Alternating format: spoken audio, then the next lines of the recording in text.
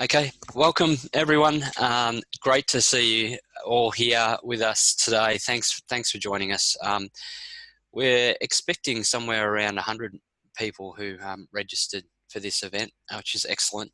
Great response. I would like to start by acknowledging the traditional owners of the land that we all live, work and virtually meet on today. For me, that's the Wurundjeri people of the Kulin Nation.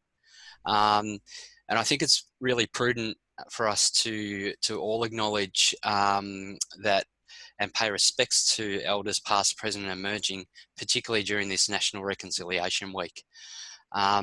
It's also really relevant because the theme for this year's Reconciliation Week is In This Together. And that was actually set this time last year. It's amazing to see how relevant that is during this current pandemic, but also in relevance to this great event, which has been put together relatively quickly and for the third space. And you may not know what that means yet, but hopefully that will become clearer as the session goes on. My name's Andrew Siebel. I'm the manager of Melbourne Data Analytics Platform at the University of Melbourne. It's my pleasure to chair the meeting today, and we certainly have a jam-packed program, so hang in there. There are a few housekeeping rules just to go through. There's a number of hosts and speakers today who will be sharing their screens, etc. But other participants will be restricted. There'll be no audio, video or sharing screens from others. We'll be recording today's presentation just so everyone's aware, and sharing the slides and the video on the host websites after this at a later date. And we've had a great response to speakers, as you'll see as the program rolls out. Unfortunately, there's no scheduled breaks, and we're due to run for a solid 2 hours. So we understand if people have to come and go, that's inevitable, but hopefully you'll hang in there. But there won't be any time for Q&A, I'm sorry. So maybe at our next event, we'll have more opportunity for discussion. But today, it's pretty much back-to-back presentations. I want to quickly thank a few people, just the organising group, which was Ed and Karen from MDAP at University of Melbourne, but also currently what it might look like in future. And Daria will chair the last session with some future thinking and where we could be moving ahead. I wanted to now throw to the first of the speakers. So that's Professor Andrew Turpin. Andrew is the academic lead for the Peterscale Campus Initiative and the director of MDAP at University of Melbourne. He's going to get the ball rolling by offering some opening remarks and setting the scene for today. So I'm going to throw to you. Thanks, Andrew. Thanks, Andrew. I literally have a police helicopter hovering above my house. So hopefully you can't hear it, and hopefully I'm still here in a couple of minutes' time.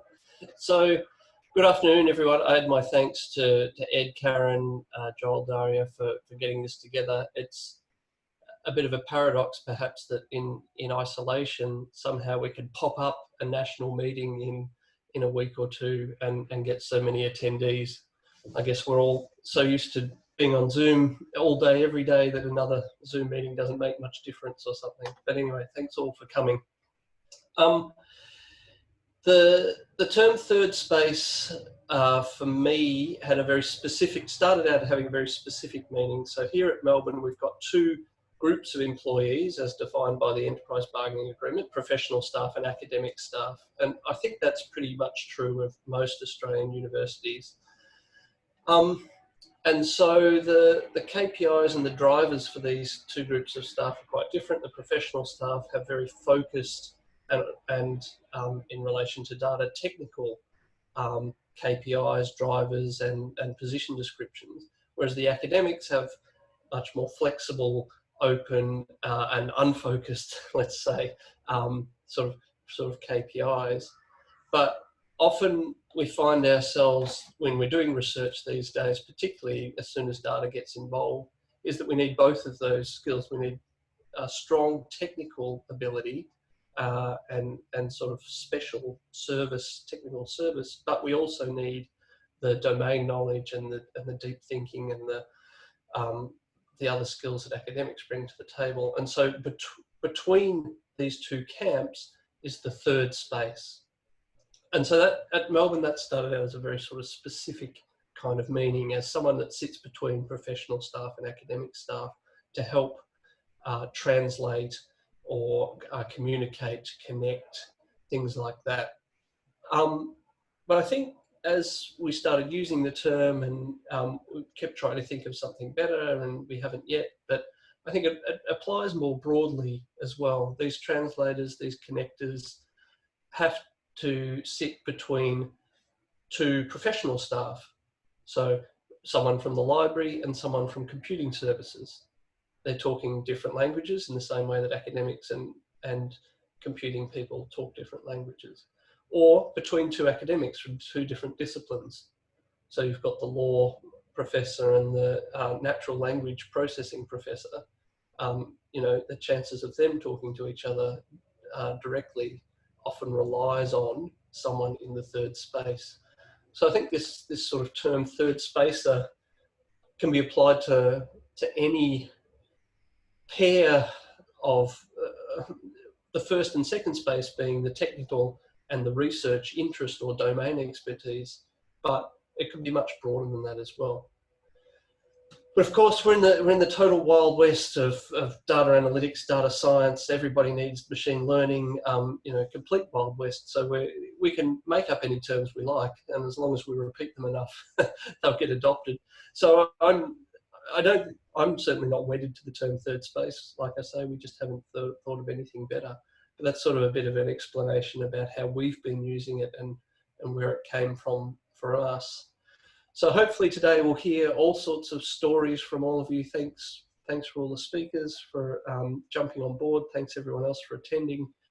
We'll hear stories about this third space, no matter what it's called, and then Daria can bring us home. And then we'll see if there's enthusiasm for more, whatever more might be. So welcome to Zoom, hosted by Melbourne University. That's the best I can do. I hope you enjoy the afternoon, and I hope we all learn a lot.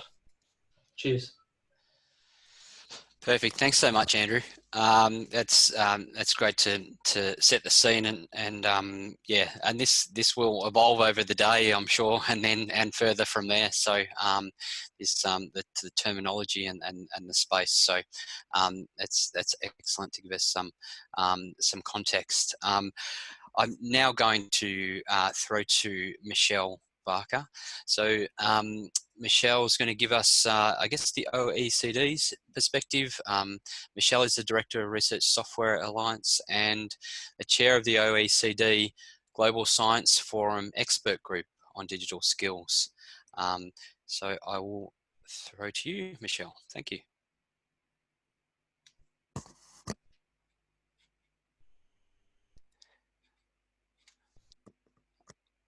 I can't hear your audio, Michelle. I'm not sure if you're already... All right, is that working excellent. now? Yes. And hopefully you can all see my screen. Perfect. I'm trying to get rid of the Zoom of it unsuccessfully. Hi everyone, and a big thanks to the organisers for today. It's fantastic that there's such a large interest in this conversation, and whilst today we'll really focus on the domestic conversation within Australia and how we can all learn from each other and move forward, I wanted to spend my time focusing on some of the international work that's happening to reinforce that this conversation we're having in Australia is part of a much bigger international conversation, and talk about some of the initiatives that we can learn from and that are also very keen to learn from us. And I think, as Andrew Turpin said, we've got internationals joining today and also keen to hear the recording in a time zone that suits them. I'm going to spend most of my time talking about some OECD work that I was involved in. Over the last 18 months, an OECD Global Science Forum expert group was formed that I chaired that functioned to make recommendations to policymakers on the broader issue of how we build digital workforce capacity in the research sector. Now, these kinds of expert groups follow a set format. There's members from multiple OECD countries. There's a desktop review. And then we looked at a number of case studies in depth, which are listed in the logos there, with Australia being represented by the ARDC. And we had an international expert workshop where Australia was again represented. And then we came up with a whole lot of findings and recommendations for key players. I'll be talking about some of the main elements of that report, which will be out publicly mid-year, but we're keen for people to start using it, citing it to support their own work. And if you're interested in learning a bit more about some of the findings, please send me an email. The work concluded that there were 5 areas that needed change. So as I said, this work is broader than what we're focusing on here today, but pivotal to emphasise here is that one of those 5 areas, which is highlighted in yellow or orange here in the bottom left of your screen, is on career paths and reward structures. So there's a section of the report that looks at why this area is so important, looks at some of the international exemplars, for example, by TU Delft in the Netherlands, and then makes particular recommendations on how different actors in the system can advance that. But it's also important to understand that all of these 5 elements need to be addressed for an organisation or a nation or a discipline to really move forward. The OECD report concludes with lots of recommendations for different types of organisations, for funders, for governments, for learned academies, for national research infrastructures, for libraries, on how they could advance all of those areas. But I've pulled out those that were included for universities and how universities could advance this issue around career paths and reward structures. So perhaps the second dot point there really sums it up, that the recommendation is that universities should implement systemic institutional change in this area. This report will go to Australian government mid-July. In fact, they've already seen drafts and it will be distributed more broadly. So it's certainly something you can refer to that will be available much more broadly within the Australian research sector. The report also contains a whole lot of analysis of where there has been studies done showing the importance of these kinds of issues, where there's been studies quantifying the challenges. So I included one here, some work that ARDC commissioned last year about Australia to understand the ratio of researchers to research support professionals such as data stewards and research software engineers.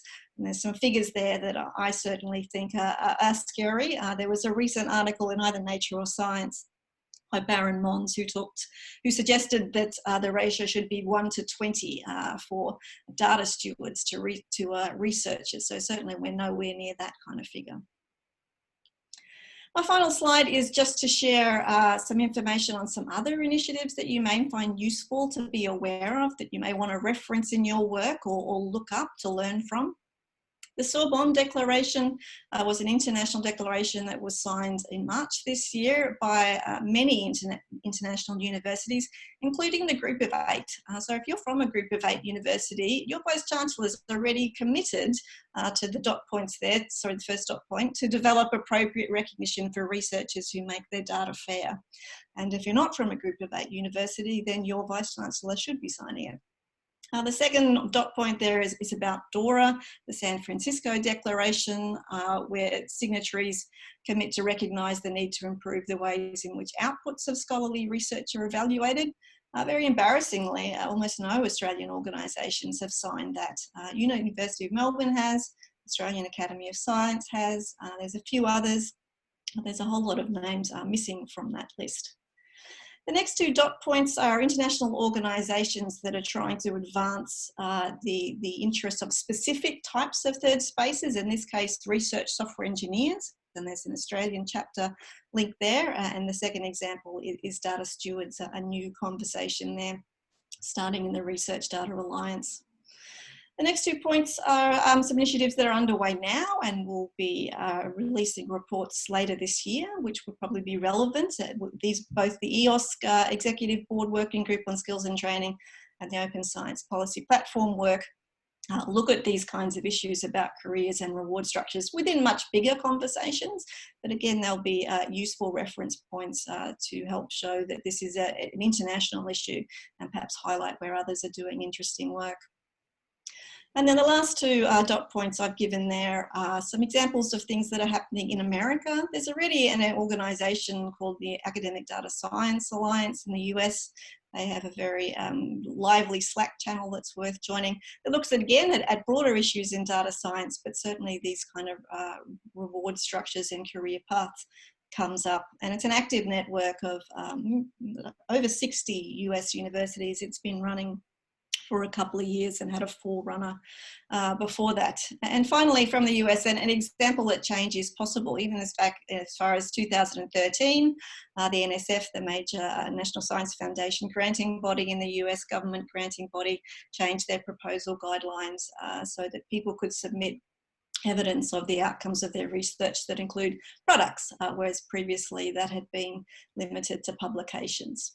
So I hope that inspires you to feel that your work is much part of a bigger conversation, but also emphasises the need for Australia to really focus in on this, to utilise what's happening internationally, but also to provide some examples of best practice so that all of these organisations can learn from what we're doing.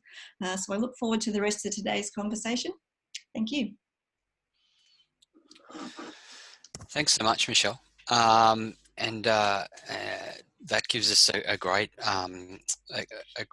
foundation for the conversation moving from here, because you know, giving us some global perspective as well as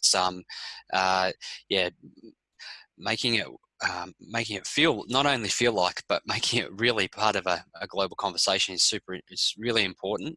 So we welcome our international visitors who've made the effort to get up at different time zones to join in, and hopefully you'll benefit from this. Now we'll go around selected institutions. This is not an exhaustive list by any means, and so just wanted to acknowledge that up front. This is the first, hopefully, of many of these events, and we hope that we'll be able to introduce a whole range of different initiatives and institutions, centres, platforms, hubs, whatever you want to call them, from around Australia over this series of events that we're hopefully will have over this short, medium, and hopefully long term. So our first of these presentations it comes from Eduardo Toscari and Karen Thompson, who are part of the Melbourne Data Analytics Platform at the University of Melbourne. MDAP enabling data-intensive research across the disciplines as part of a broader university petascale campus initiative. So now I will throw to Ed to start the presentation. Thanks, Ed.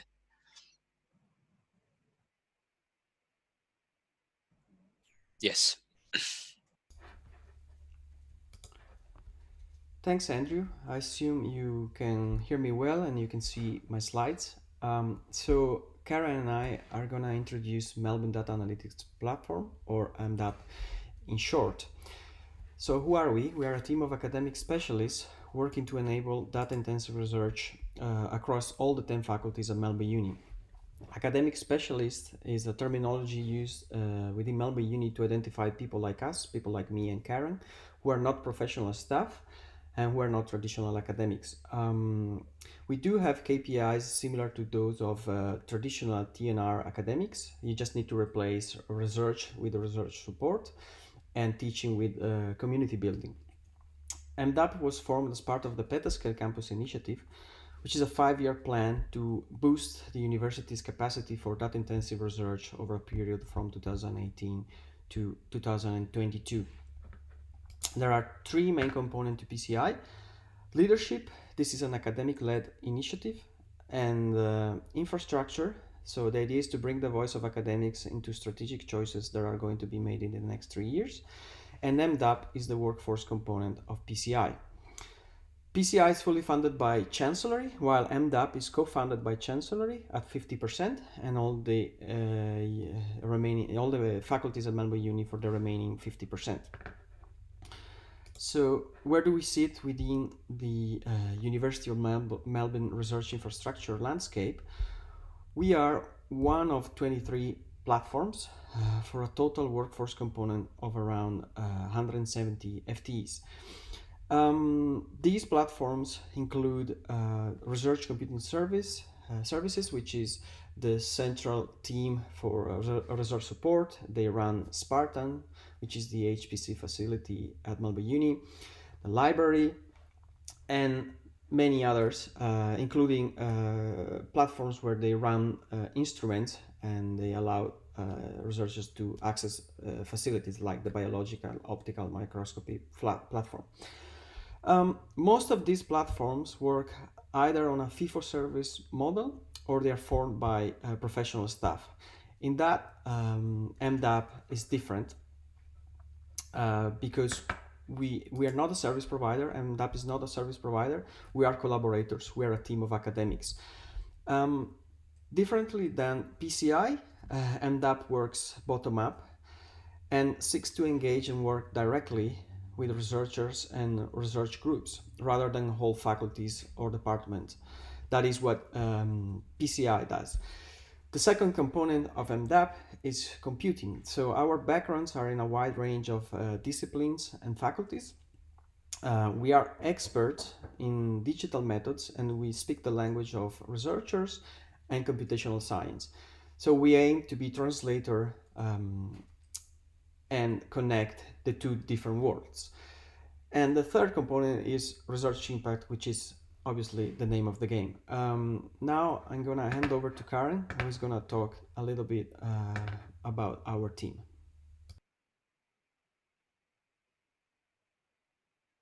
Thank you, Ed. You're able to hear me? Excellent, thank you. As Ed mentioned, MDAP is the workforce component of the data-intensive research. Whoops, what's happened there? And the team currently stands at 21 people following a recent doubling of the size of the team. And that was built on the success of the individuals who are the original part of the team for the 6 months of last year. In building the team, the aim is to represent as many academic disciplines as possible. And we have people with life experiences, work experiences, and research focuses that cover fields such as archaeology, psycholinguistics, computer science, geography, astrophysics, mathematics, artificial intelligence, all of the omics, and a lot more. When a researcher engages with MDAP, they're not just working with one specialist, they have access to the skills and the experiences of the whole team. And that was an important part of how we've built our team. And the next slide will show you the breadth of the experience that we offer to researchers. And you can see there that it covers both analytic and stewardship expertise. So we have specialists in our team who are either analytic and research data stewards. Data scientist is a word often used for analytic staff. And so I think that's a little bit more well understood than research data stewards, which, as I think Michelle mentioned, RDA is currently looking into how to professionalize data stewardship as a career path. And we're part of that conversation too. And some of us like to really blur those boundaries. We have analytic staff people who are really interested in the stewardship aspects. We have stewards who are really keen to do analytics. So we are allowing that blurring, and that flexibility is important to us as learning and as academic staff too. In terms, we are actually quite a new team, and we continue to explore and define the space that we've created together. And we do that in response to our researchers and how those collaborations are progressing. And what we have found so far, and as far as we know, and this forum is the perfect place to ask the question, but as far as we know, MDAP may be unique in conceptualizing the research data steward in the academic context. We have seen in many organizations that this is a professional staff member, usually either at a chancellery, overarching library kind of professional staff, or within faculties. And if you know any more about that, we'd love to hear about that. And as we go forward, if we could move to the next slide, please, Ed.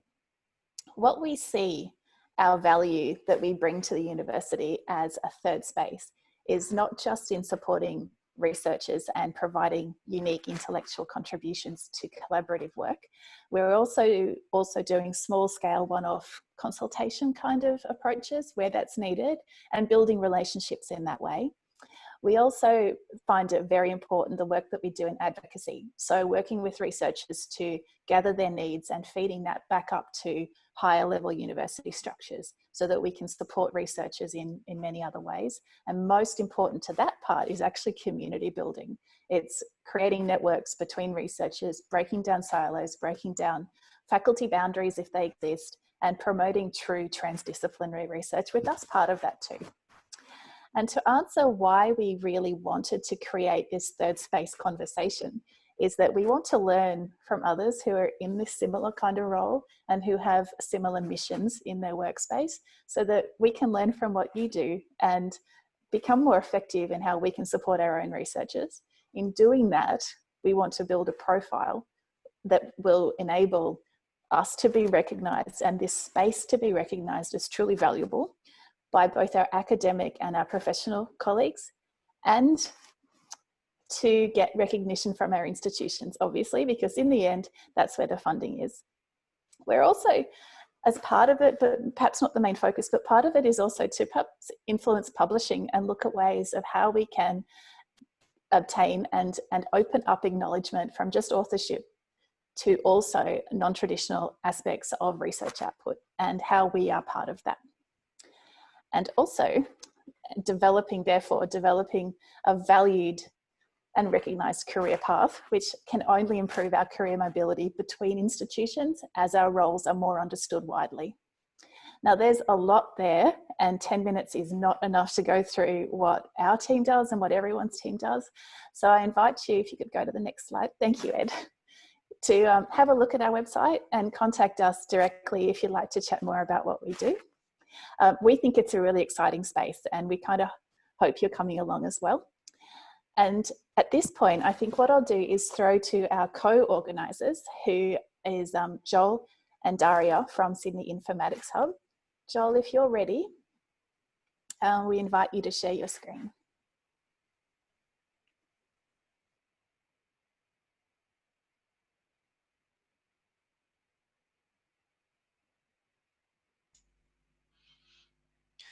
You got me?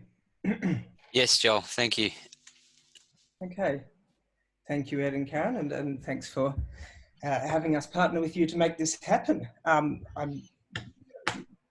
a little bit interested to see how much is similar between us and MDAP and some of the aspects that are different. So hopefully you'll catch on to some of those as I work through this. So my name is Joel Nothman. I work at the Sydney Informatics Hub, which is a core research facility at the University of Sydney, where I am a data science group lead. So as I noted then, the Sydney Informatics Hub is a core research facility of the university, which means, like MDAP, we're not in any particular faculty, and our mission is rather to serve the university's researchers. Other core research facilities boast equipment, for example, a microscope or spectrometry or nanofabrication, and they have the technical expertise to operate them. The Informatics Hub, on the other hand, doesn't have much equipment, but we're here to solve research needs around several aspects of data and computation, providing consultancy, training, and access to infrastructure. We work within 4 teams. For example, a traditional statistical consultancy service. We have a team working on modeling and simulation, visualization, and bioinformatics. So they do things like supporting access and allowing researchers to effectively use institutional, national, and commercial HPC resources. And they also provide bioinformatics analysis as a service. Our research data management team helps researchers appropriately store and transfer and govern their data, and supports specific platforms for collaboration and data capture, apart from being involved in policy making around data governance and stewardship. Finally, the team I belong to, and which I'm going to focus on, supports the data science needs of researchers. So what are we? We're a pool of data scientists and software engineers. We make up about half of the Sydney Informatics Hub. We're hired as professional staff, not academic staff, But we come from a range of academic backgrounds. Most of us have joined the team following PhDs or postdocs in quantitative sciences or engineering. And like MDAP, we've got quite a diversity of sciences and spaces that we cover.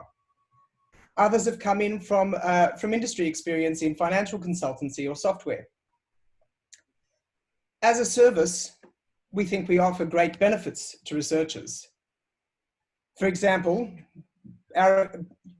using us means that a researcher is not responsible for hiring and overseeing someone in a technical space that they don't necessarily understand well. The researcher doesn't need to be an expert of data methodology and software quality. We can use peer review to ensure high quality. We can harness diverse skill sets within Sydney Informatics Hub to tackle different parts of the solution, from statistics to software engineering, linguistics, data privacy, or information science. And having a pool of resources makes us flexible. You hear war stories from researchers about the postdoc they hired who never did the funded work because the data or the ethics approval wasn't ready. We don't have that problem, at least not in the same way. We can wait until the data is ready to go and work on other projects. And we can retain institutional memory and keep maintaining some processes and software when a postdoc or contracted engineer would have moved on. In turn, our staff find their work attractive for its diversity of technologies and academic domains. They can get involved in research without being responsible to publish or perish. So what does our work look like? We're mostly working on projects that span roughly a couple of months, with a lot of variation in that. And we tend to meet with clients fortnightly through that to work through the project. Academics request our assistance and we would plan out a few weeks of work at a time.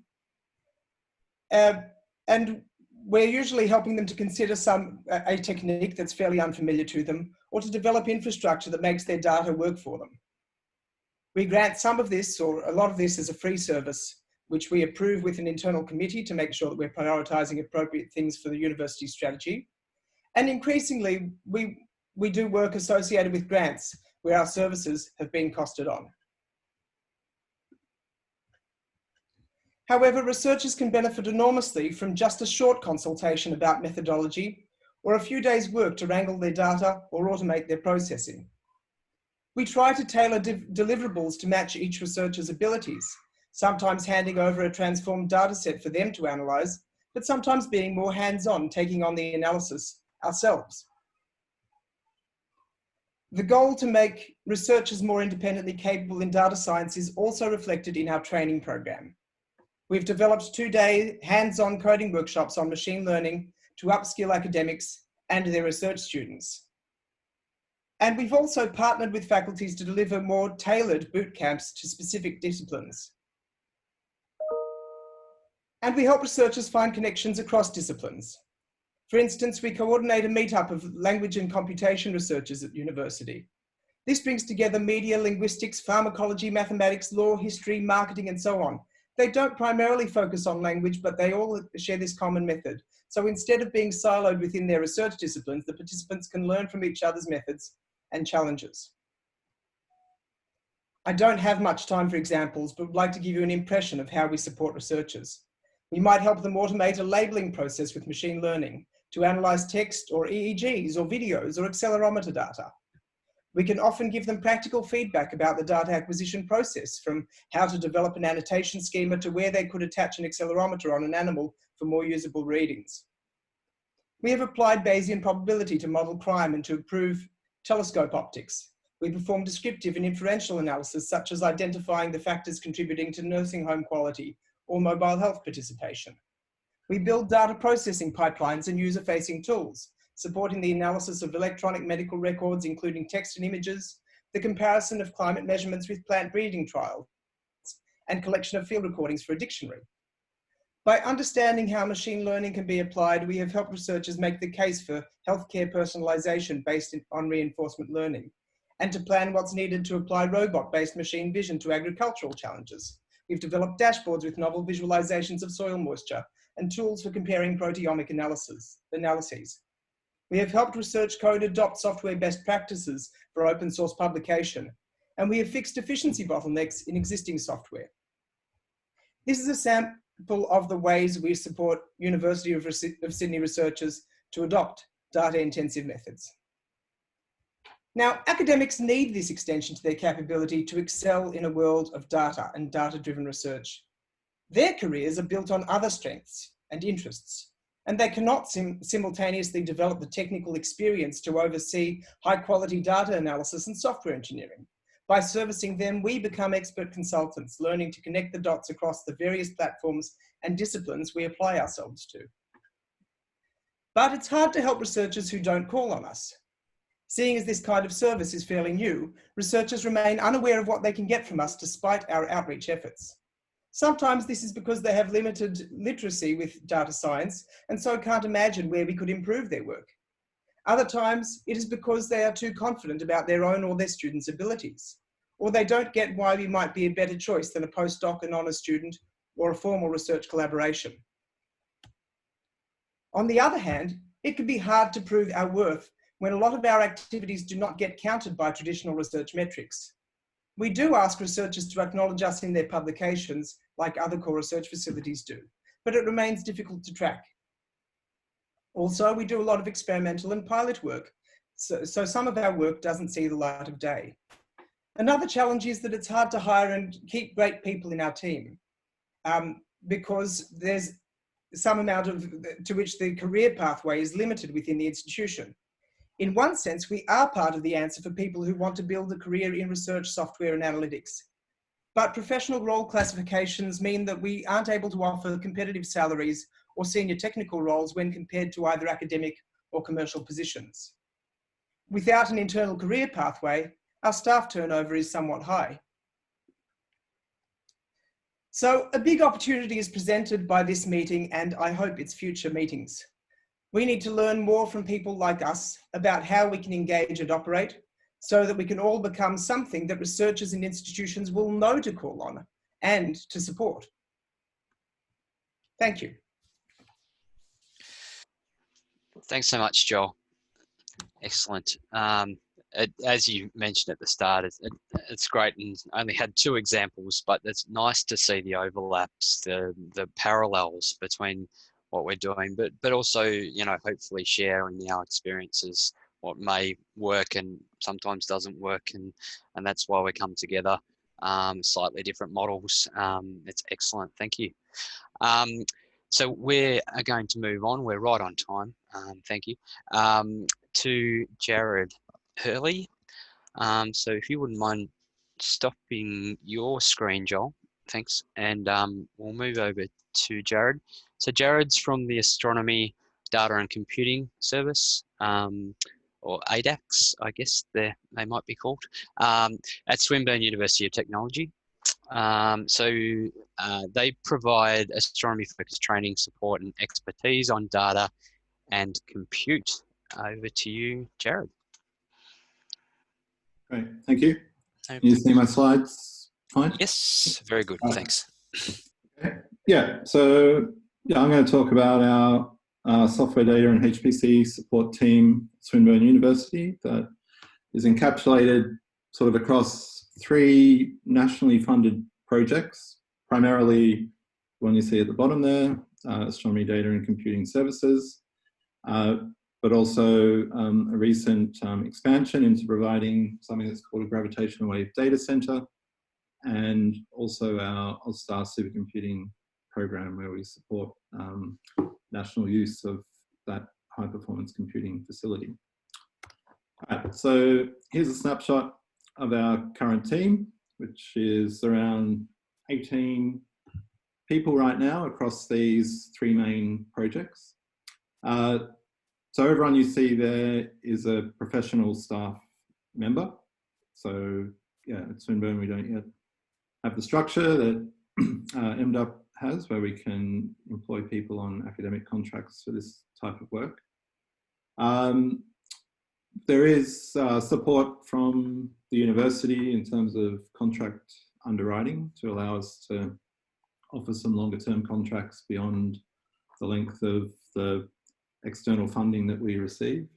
and also in-kind salaries from researchers such as myself, which help to run the team, and the funding for infrastructure such as the supercomputer itself. I'd say roughly half our team have come from an astronomy background, reflecting that a lot of the, or most, if not all of the work that we do is supporting the astronomy community, and the other half have come from other backgrounds, mostly computer science and similar sort of professional software development channels. Yeah, so primarily our funding is external. We get about $2 million from the National Collaborative Research Infrastructure Strategy, or NCRIS. We do some fee-for-service work, and within our model, we have scope to expand that. That could be researcher with some money from an ARC grant or from other channels, LEAF or internal Swinburne funding. And then currently, we also have these 3 projects that I've highlighted along the bottom there, where that brings additional funding into the team as well, such as doing work towards the data processing engines for the Square Kilometre Array and building instrumentation for the Keck telescopes in Hawaii. So in the middle there, I've just given a rough overview of, a rough snapshot of the current skill set of the team. We try and diversify that as much as possible, and certainly haven't captured everything there, but yeah, a lot of what we do is focused around I guess the astronomy data, processing, optimizing workflows, storing data, and then delivering that back out to the community in terms of mature data products. All right, so let me give a bit more specifics behind the different programs. So as I said, the main one is Astronomy Data and Computing Services. So this, as an entity, commenced in 2017. So we've been running about, so over 3 years now. And so we get our funding renewed every year from the Astronomy NCRIS allocation that comes to an entity called Astronomy Australia Limited. So through them, they provide us with our sort of yearly agreed milestones and KPIs, which is a mixture of sort of long-running programs, so deliverables around those, and also shorter-term project work. And I'll mention how we allocate that in a minute. Our services were tasked to cover sort of 3 main components. There's training, which takes a mixture of forms from face-to-face events through to webinar content that we develop and internships that we run. Another component broadly called national support, and the biggest part of that is the professional software services that we provide to the astronomy community. So this is a merit-based allocation of services where twice a year we put out a call to the community for proposals. So first people put in an expression of interest, then we work with them to develop a full proposal, including scoping out what resources they need for that project. And then those all go to an independent time assignment committee, which is a committee of 6 astronomers from around the country, who then rank those based on scientific and technical merit. And we tell them how many weeks we have available to allocate, and then they give us back the 2, 3, 4 or 5 projects that we're going to work on within that scheme for the next 6 months. So probably about half our FTE effort goes into those projects that are allocated that way, and the other half into the sort of longer term delivery. And then, support for high performance computing, specifically our OzStar machine. And we are one of 2 nodes. The other node is out in Perth, jointly provided by Curtin University and Pawsey Supercomputing Centre. So we work together to deliver that program. At Swinburne, we focus on, for the training side, on the webinar content, and that's just a snapshot of some of the content we've put together. people can access through our website. As I said, a big part of what we do is these merit allocated projects. So here I've listed the projects across 6 semesters that we've done so far, and I don't expect you to be able to read all that. It's just to give the correct impression that there's been a large number of projects that, yeah, they change every 6 months. The lead researchers come from a variety of institutions across the country, and the actual work that's required being quite varied as well, from building front ends for online data delivery to optimization of C++ or CUDA code for more effective simulations on supercomputers. So quite a range of skill sets to cover there. Okay, so we've been doing that since 2017, as I said, and then last year we received additional funding to expand what we do and provide specific services to the gravitational wave research community in something called a gravitational wave data center. So about half our team now is funded for that specific project, but essentially it's doing what the AEST team was already doing for the general astronomy community, but now an arm of that focused on gravitational wave science and underpinning the needs of that research community, their data and high performance computing needs. So a lot of that is very data focused around bringing the data from the interferometers internationally onto our system here at Swinburne, and then making sure that all the tools and software tools and so on are in place to allow the researchers to do what they want to do with that data, and then to deliver their data products back out to the wider community. So yeah, so this team is co-located with the AEST team. I won't dwell on the sort of further activities of that data center, just to highlight there that sort of broadly falls across 5 categories: system support, software development, optimization, hardware, and training. And yeah, I will skip that slide. And yeah, and the final project I mentioned that falls under this banner is our All-Star Supercomputer at Swinburne. So it's about $5 million worth of hardware, so it's sort of a mid-scale high-performance computing facility, definitely not same scale as NCI or POSI, but sort of sitting in the tier below. But set up specifically to, well, as well as meeting the research needs for Swinburne staff and students, it probably about 50% of the time on the machine is given over to the national astronomy community for both gravitational wave work and for supporting other more general astronomy programs. All right, so I won't say too much more about that. All right, so finally from me, we're sort of asked to give an idea of what's worked well so far and what we could do better and get from a collective sort of collective mass, such as the people here on this call today. So I'd say for us, what's definitely worked well so far with having this team of people is that it's a very supportive team environment. So you have longevity of people in their positions. They work well. It's not competitive in a sense of anyone trying to outdo each other. It's everyone trying to do the best that they can to get the best outcomes for the researchers that we're working with. We always encourage people in the team to work outside of their sort of main skill sets so that they can get professional development along the way and try new and interesting things.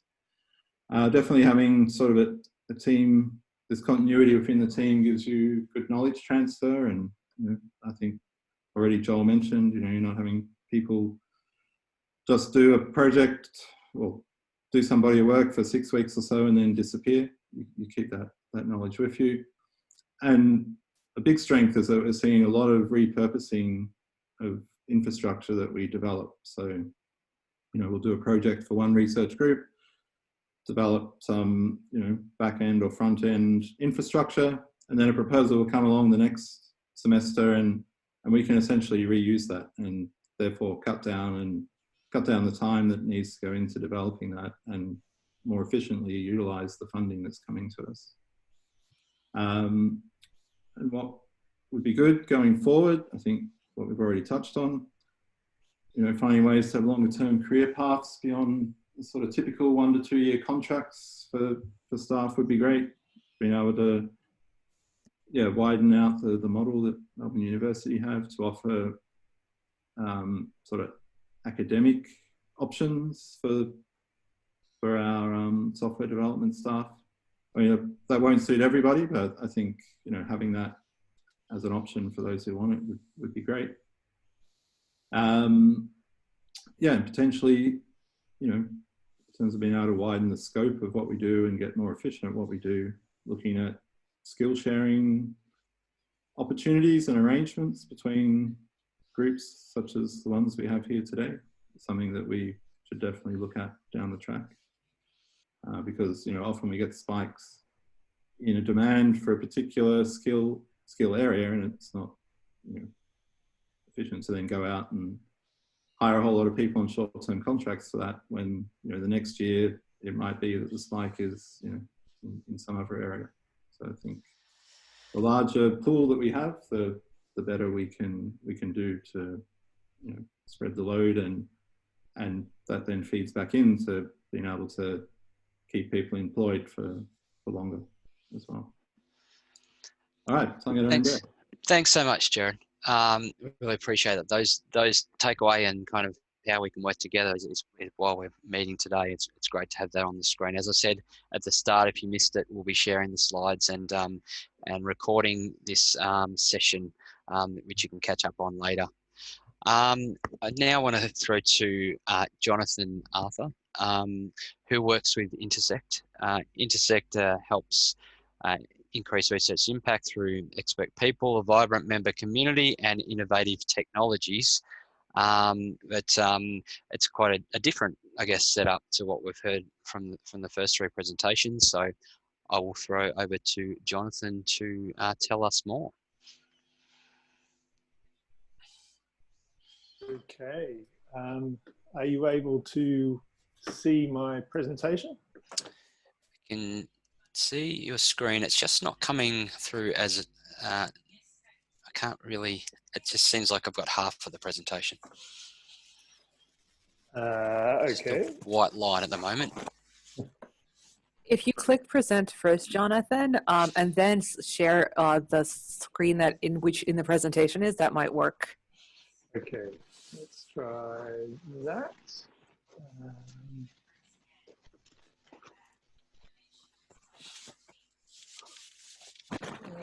Okay. Find the presentation in a minute. So, share first.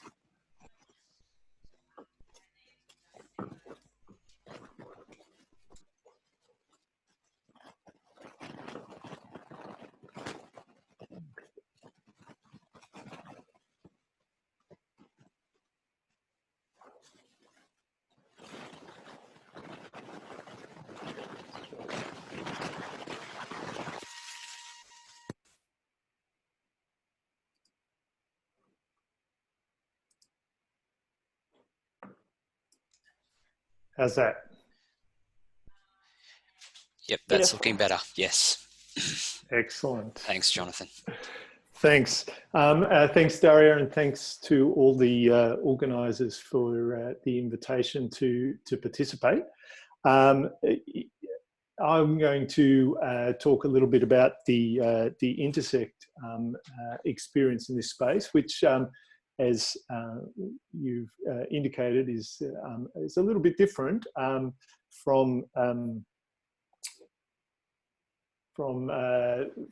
perhaps some of the other organisations that are presenting today. So, first of all, I guess the biggest difference is that we are a membership-based organisation. So rather than being a group that is based within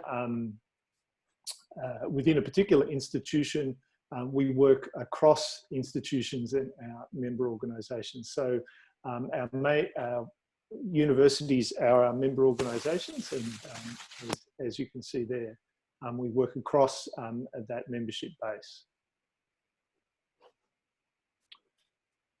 Our goal really is to help, or our mandate is research faster, and which is essentially just a shorthand way of saying our main goal is to help researchers be more effective and more efficient in conducting their research. So to shorten the time that it takes to move from an idea through to a tested solution, to be more effective in sharing data, and to maintain and keep data sets over a longer period, so that future research can build on what has been done in the past. So as to what are the areas that we work in, there are a range of different products and services that we offer that cover quite a large variety of different work areas. So we cover everything from software engineering. So we work with researchers and organizations to build applications, software applications, or host web applications. We provide data storage and cloud compute capability, access to high performance computing capability in partnership with NCI. So we provide researchers with the ability to connect to those resources and utilize those resources. We do data consultancy projects. So we'll work with organizations with our member organizations to explore or a particular area or a challenge in the data intensive research space, maybe about thinking about research data management, or how better to approach installation of a new system, or so forth. And we also work at a researcher engagement level, working directly with researchers to help them build skills and identify the specific resources, tools, techniques that might be useful to their particular research environment. And so that includes a substantive training and education program that we run, and a course catalogue covering a wide variety of areas in the digital research space. Seem to be going backwards. There we go. So how does our particular model work? And how's it funded? So we are a membership-based organisation, a not-for-profit membership-based organisation. So the core element so we have some services that we offer as part of membership, and we have other services that we offer on a fee-for-service basis. But the core component really is the membership element.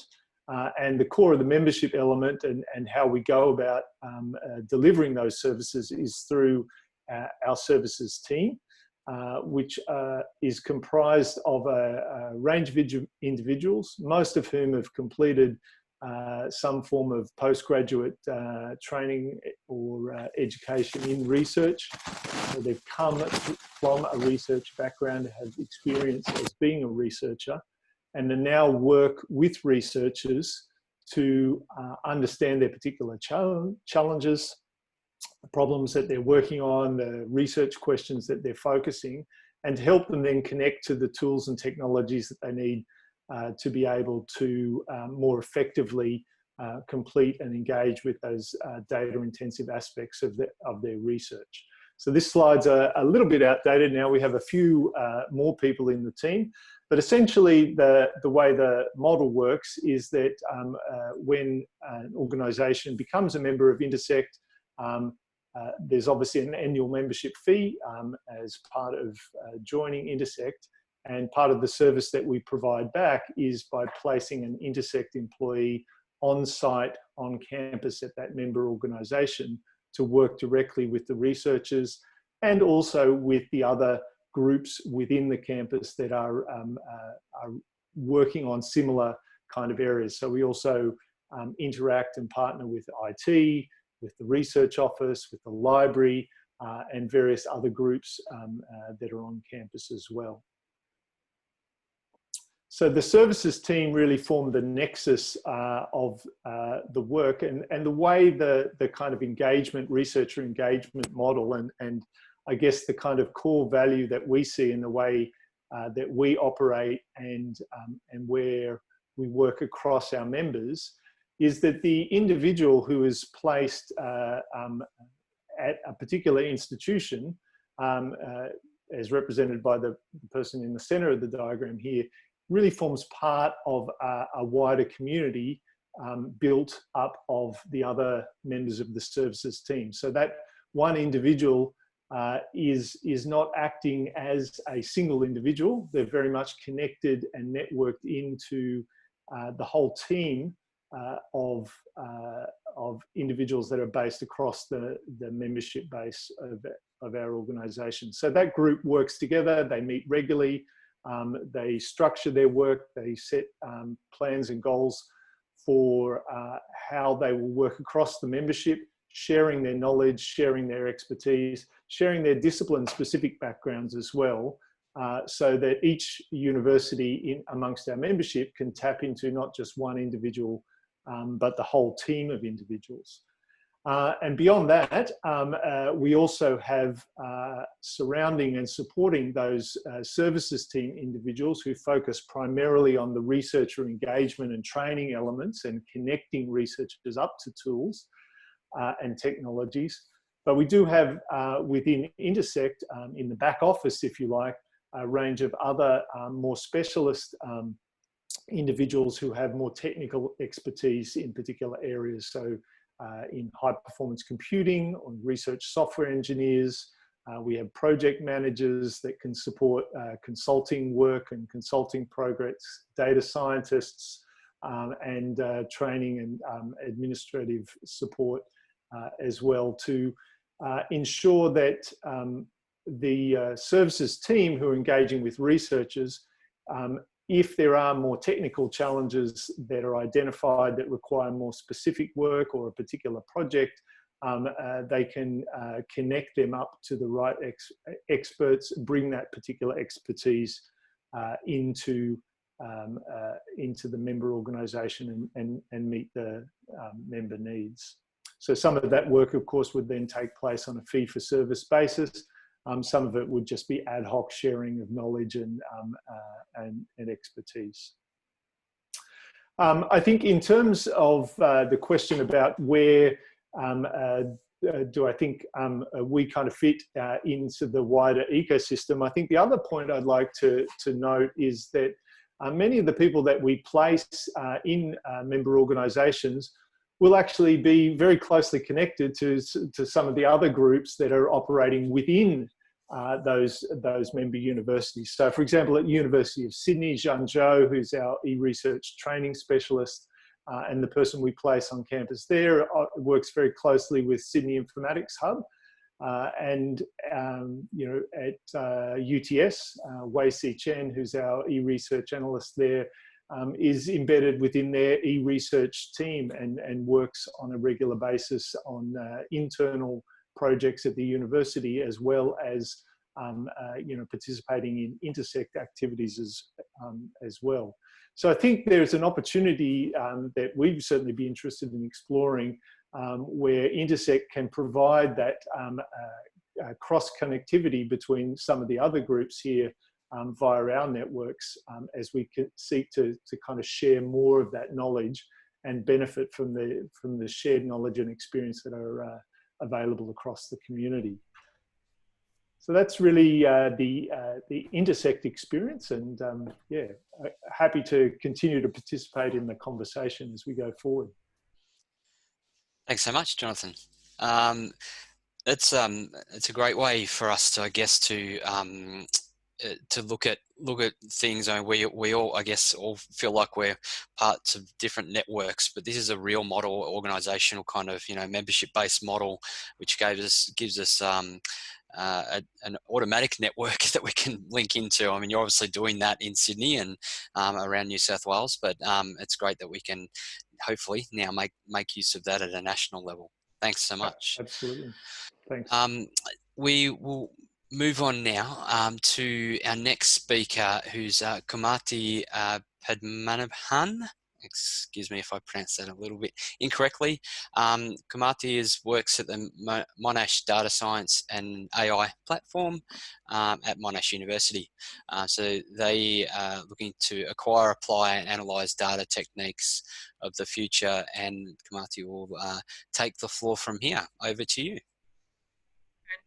And thanks for all the organizers and participants. I think so far it's been really valuable coming together and sharing these experiences. And I'll also like to thank my colleague Adam, who's in the call, who helped put together this presentation. So I'm Kumati. I'm from the Data Science and AI Platform at Monash University. Just to give an overview, I'm just trying my presentation. Just give me okay. So I'm part of the Monash Technology Research Platforms. So the Technology Research Platforms sits under the Vice Provost for Research and Research Infrastructure within the university. So we range from instrument-based platforms like cryo-electron microscope, optical microscopy, to a range of other digital technology platforms like eResearch. So it's more about, it's a transition from service-based approach to more of a co-design, co-development based approach. This is just an overview of how these platforms have been evolved. The foundational platforms started much towards specific focus areas, specific faculties, and has grown over multi-faculty, and largely the focus in the last few years have been towards more of data focus and multidisciplinary approach. As you can see in the timeline, we are relatively very new. We're just new. We're in the process of establishment, but we are operational as well. That's clustering in terms of how each of these platforms fits into different category. Again, these are overlapping category. They're not just straightforward. Where we fit in the cluster of data, eResearch, Monash eResearch Center is one of those largest platforms when it comes to data-based platforms. Multiple platforms surrounding it. There's much beyond data. So bioinformatics is kind of another database platform. It sits very much here. The new drones discovery platform, which sits under science, is also generating a lot of data. So there is an overlap, but this is just a conceptual way of showing how data-based platforms enable research. So, so eResearch largely focuses on providing research infrastructure capabilities to the researchers. That goes around research data storage, compute, high-performance computing, and also other custom-built services like virtual labs, safe havens, and also a set of people who support or engage with the researchers. So the primary principle of these platforms, specifically the data-focused platforms, has been that we are not kind of service providers. We kind of co-design and co-develop along with the researchers. So that also defines how we are positioned. We are a group of, so most of these database platforms, specifically eResearch and Massive, where they are, the infrastructure is core of the offering. They are professional staff. The more it moves towards use of data or data methods-based platform, it's a mix of professional as well as the academic staff. So we are Data Science and AI Platform. Our primary goal is to ensure that all the faculties can get on data science and AI in their research. So prior to establishment, while we've been just studying the landscape of how each of these faculties are, we went about consulting people from all the faculty to understand where they are in their journey to use advanced data science skills into their research.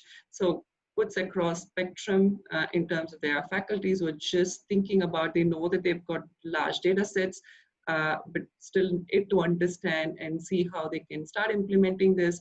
Whereas the other end of the curve, there are faculties and there are researchers from these faculties who have been doing high-end research, both on foundational data science and AI research, as well as applying data science and AI to their research. So our agenda primarily here is to ensure that everyone get access to that. It's more about making sure that a researcher who just has large set of data but not sure how to apply these techniques have an access to it in terms of either people helping them to do it or about getting that awareness of how that can be done. So we clearly come up with a very bottom-up approach. We want to get, so we call it as democratizing data science and AI across researchers in the university. So we position ourselves as kind of, we really don't want to call it supplier, but what we do is basically provide that skill set to the university. So it can be straightly right in terms of just giving access to experts to go and accelerate the research of specific researcher, or which we know that is not sustainable. We've seen in the past digital platforms how such capability really shoots up, and every researcher literally wants to come and start having our resources to do their research. So we also started looking at how we can actually train and upskill the community or upskill the researchers so they can get their hands on and start their projects off the ground, start their data science projects off the ground.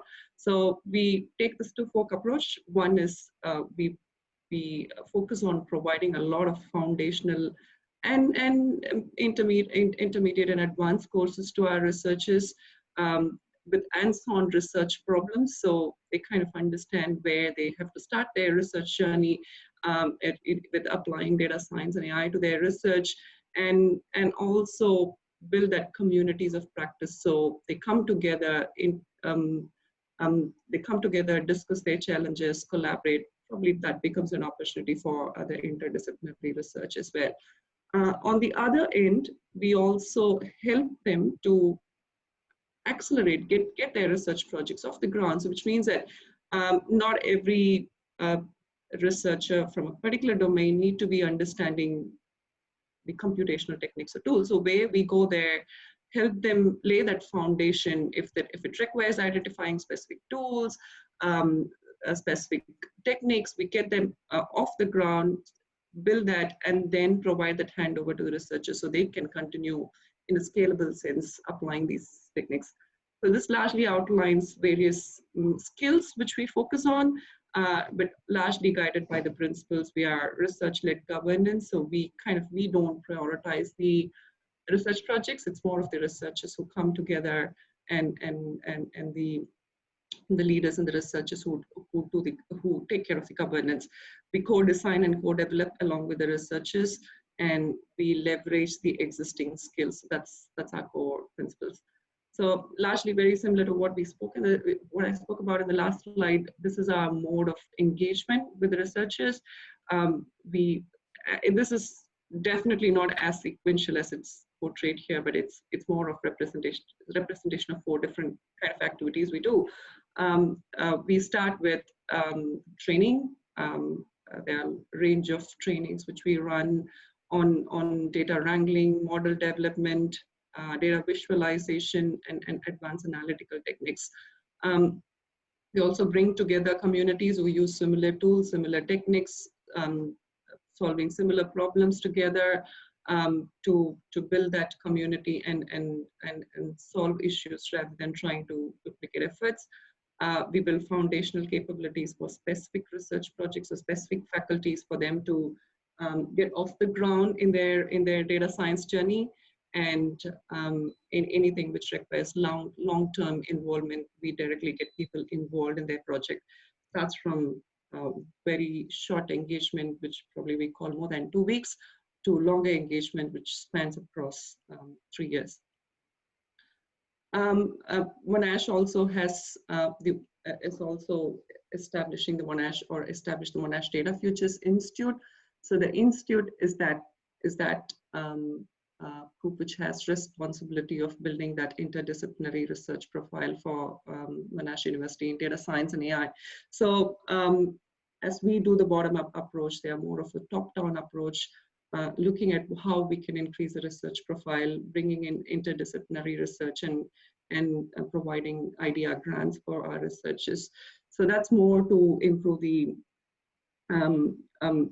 data science and AI research across the university. They are the center of thought leadership for AI data science and work around the theme of AI for social good.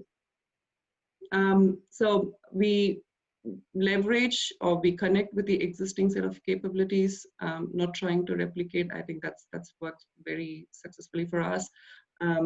For example, data fluency program has been established by the library within the university, which runs programs like Introduction to R, Python at a large scale.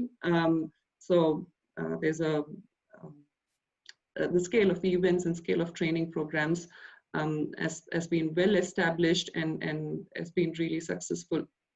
So they focus largely towards building that foundational skills on using data. We as a platform focus on providing trainings on specific tools and techniques which is relevant for data science and AI. And we work with platforms like Monash Research Center, Helix, the health data platform, to provide specific domain-specific skills as well as the research infrastructure skills. Data Futures Institute comes with high-level training and lecture series on ethical AI, explainable AI, and programs surrounding the policies around use of AI. Again, we also connect with enterprise, so with the connection with large-scale corporations like Amazon, Microsoft, NVIDIA, and other partners. We also bring the skills, which is, or the training programs, which is available within the industry, into the hands of our researchers. Our operational model has been, I think that's the core of this topic. It is a challenge in terms of how we keep this going. So we cost recover. When I say cost recover, it's mostly on the project deployments, which we spoke about, which is from 2 weeks to anything around 3 years. So cost recovery is based on, so we are partially centrally funded through the research and research infrastructure office. So there's a funding which comes to establish and maintain and run, but most of the project-based deployment are cost recovered.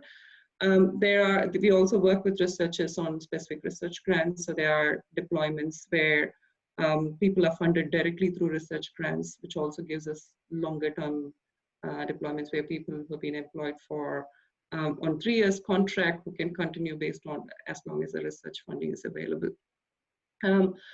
We've been focusing more on aggregation. I think this topic came a bit around there in terms of how we can bring in large pool, which makes it sustainable. So we're working around with other digital platforms to make it as a larger pool, so we can provide much stability for our team of people.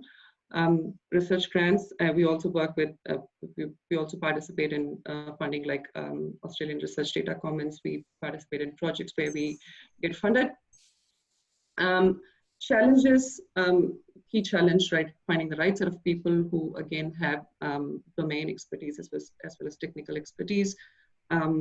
It's around, again, identifying where academic and professional staff will fit in. That defines also a structure around how the career path goes across.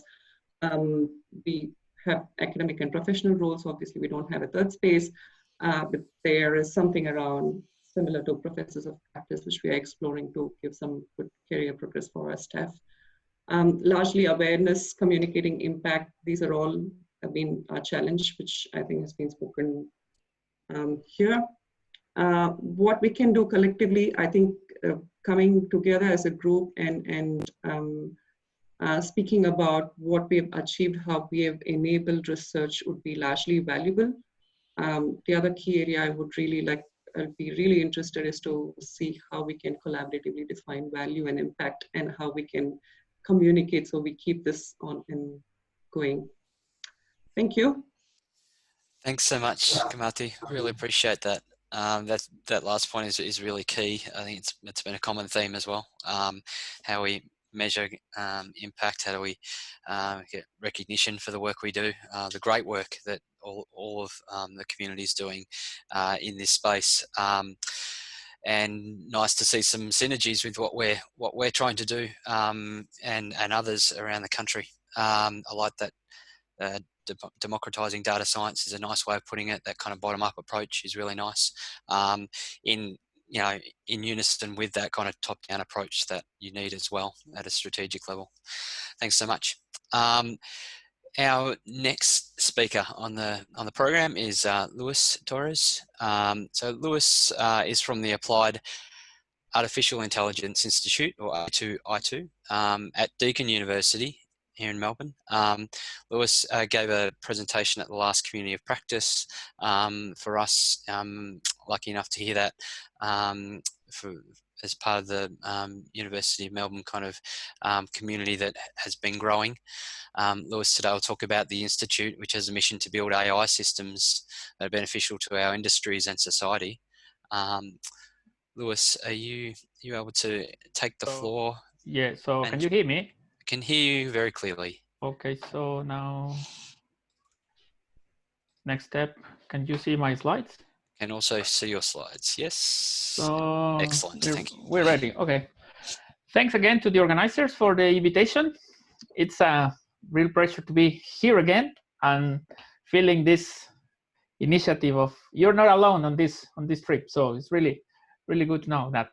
So the main guideline of this is like, in the very deep, we have like a very deep mission. Like we have very close to our hearts this kind of research feeling. We have some nice passion and love for science, for coding, for numbers and all that stuff. So I think that gives the nice mix to work in this idea of third space and develop tools of how to help research with data science. So what about the A2I2 thing? Well, this initiative, let me call it like a merge. It's a merge that was launched in January 2019, and it was flagged as the Applied Artificial Intelligence Institute. It's not a secret that for many universities or organizations across Australia, the application and development of AI methods are inside the strategies for the coming years or decades or future, whatever you want to call it. So in this aspect, Deakin Uni considered to support this strategy to merge two groups, which basically is the Deakin Software and Technology Innovation Lab, which was mostly dedicated to, let's call it applied software engineering, research and development, and the PRADA Center, which stands for Pattern Recognition and Data Analytics. So because of this AI support initiative, Deakin decided to merge these two groups and give a bit of funding and boost support to create the Applied Artificial Intelligence Institute in early 2019. So in terms of infrastructure, we are still on this process of finding out how we can help the different Deakin research initiatives, particularly at the different institute levels and subsequently at different faculties. Particular examples of this are already happening with the Alfred Deakin Institute, with focus mostly on social sciences research and humanities, and also with the IPAN Institute, the Institute of Physical Activity and Nutrition, which is more like sports science research. So that's a very big picture of who we are. What kind of leadership and staff model do we have? Well, we have like a head of operations, which is Dr. Simon Parker. And we have two co-directors, Professor Sveta Venkatesh, which was the previous lead of the PRADA Institute. She coordinates, like, if you allow me to say that, the completely academic branch of the Institute, which is located in Warren Ponds. And Professor Kon Mousakis in Burwood coordinates like the applied division, which used to be like the previous distilled branch. In that perspective, the main research portfolio that the Institute tries to develop is mostly in the lines of defense, applied AI and machine learning, AI with a big emphasis on human factors. And for the record, like the flagship academic topic from the Institute, at least in the warm porns area, it's basically Bayesian optimization algorithms and applications. So those are the key 4 topics that the Institute pursues. And in my case, I belong to the Burwood branch, and in a bit of a staff perspective, we have around 50 members, where the big volume of those are like software engineers. I would say probably more around 80% of it. And the remainder of that are research engineers / data scientists. That's how we call ourselves. And some component of research fellows and academic traditional staff. And of course, we have a small component of PhD students as well, probably around 5 to 6. So what kind of funding model do we have?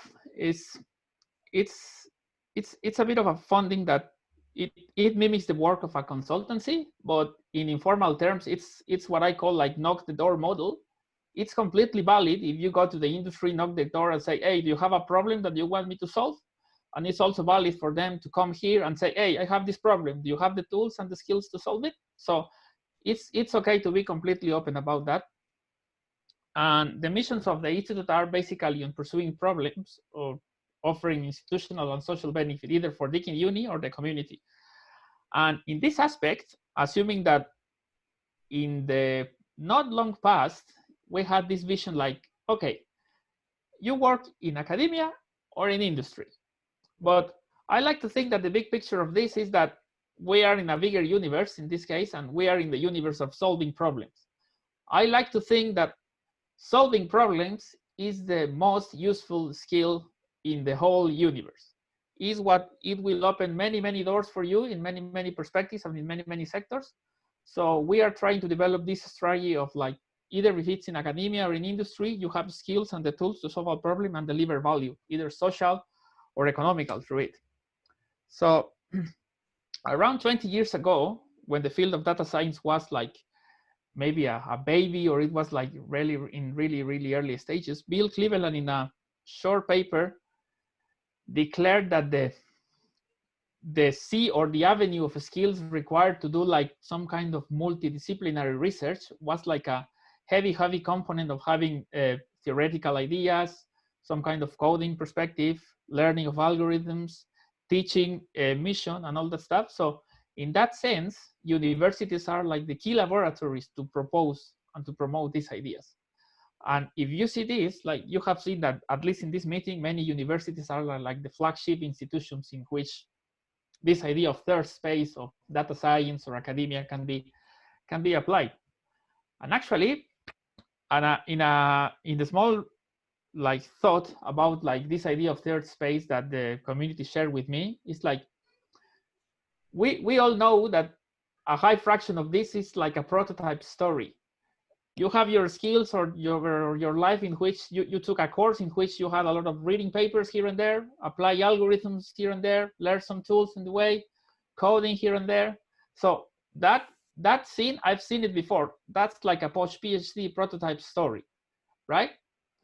But also, it's obvious that when you make the travel into like job or industry perspective, you think that you can only make contributions either in academia, or maybe you have to think early if you want to leave academia and change your mindset to believe to work in industry. What I want to postulate here is that I am thinking of this idea of third space like a convolution between academia and industry. You have two visions that maybe in the past they were different. So literally, you have to overlap those two visions, and you have to deliver some value in the common intersection of both.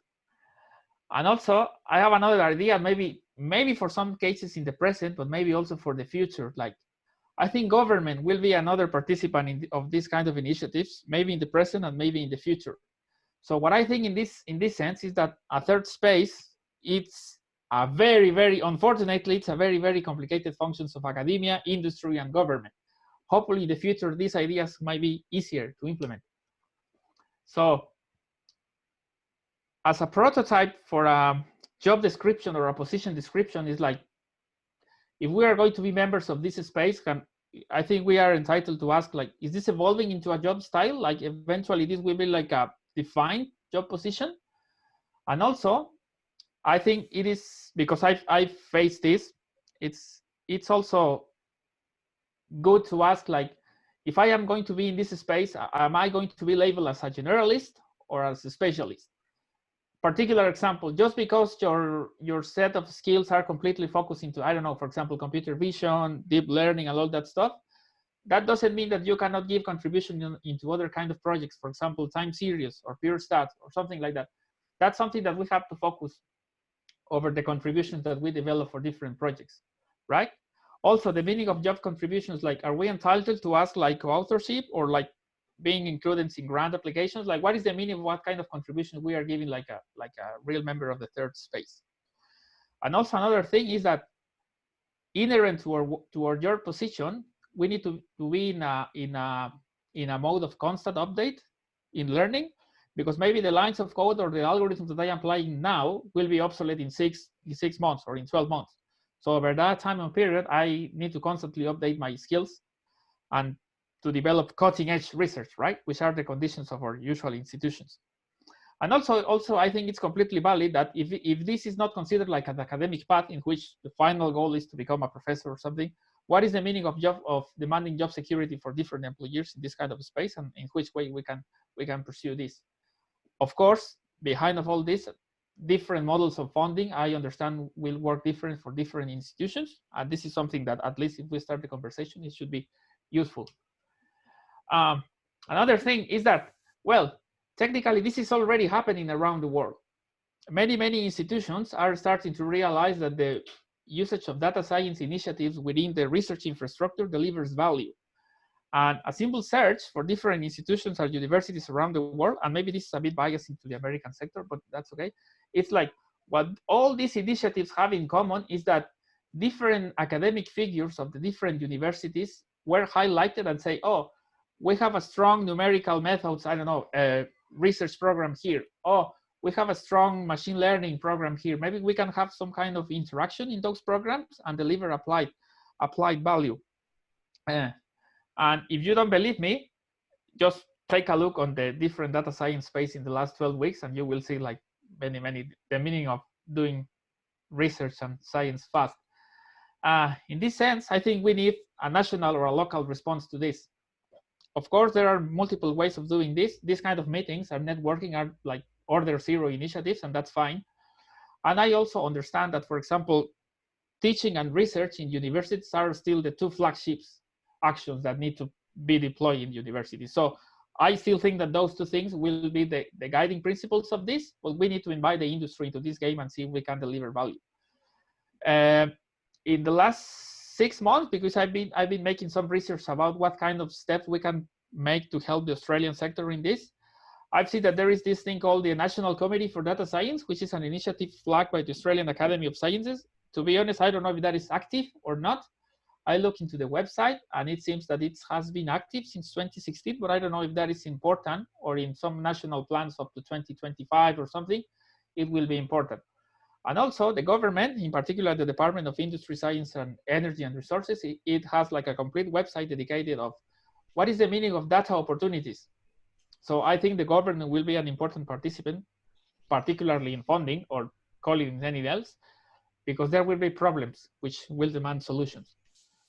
So in a brief small snapshot, what kind of skills and problems and algorithms we have been involved? Well, here I am I'm just going to leave a list of particular projects that we have been involved. I'm just focusing on the algorithms and tools, but this can give you a simple snapshot of what kind of tools and research methods we can deliver at maybe start potential collaborations and conversations. And I think that's it. I invite you to go to the website to take a look more details.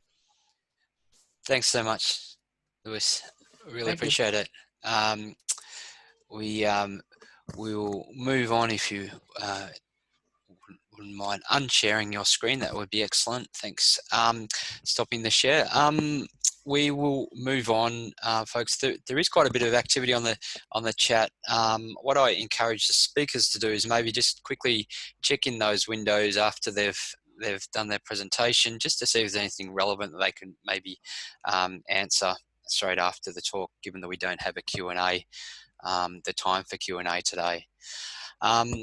So next up is John Zeke, who's part of the CSIRO Digital Academy.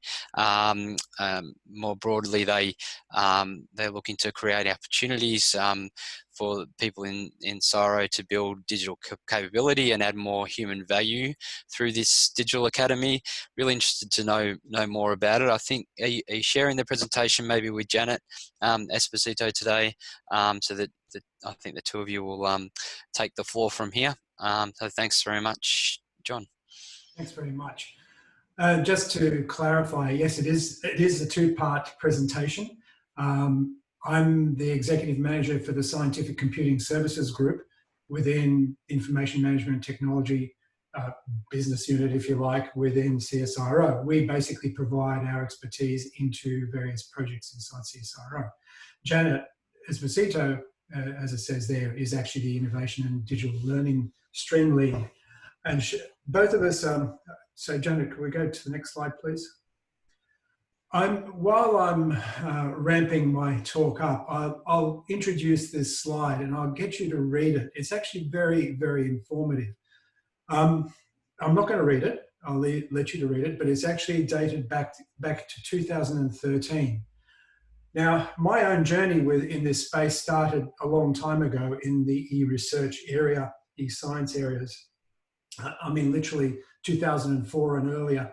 I was part of an initiative within CSIRO to enable e-research activity. Myself and John Taylor, who's now currently, well, both at Defence and also at Data 61, and John Morrissey, who is luckily retired but is still contributing, put forward a paper saying, well, this organisation needs to change, the research need to move up the scale, basically get away from the desktop, move into, basically the data and computational science areas that we're seeing coming down the road very, very quickly.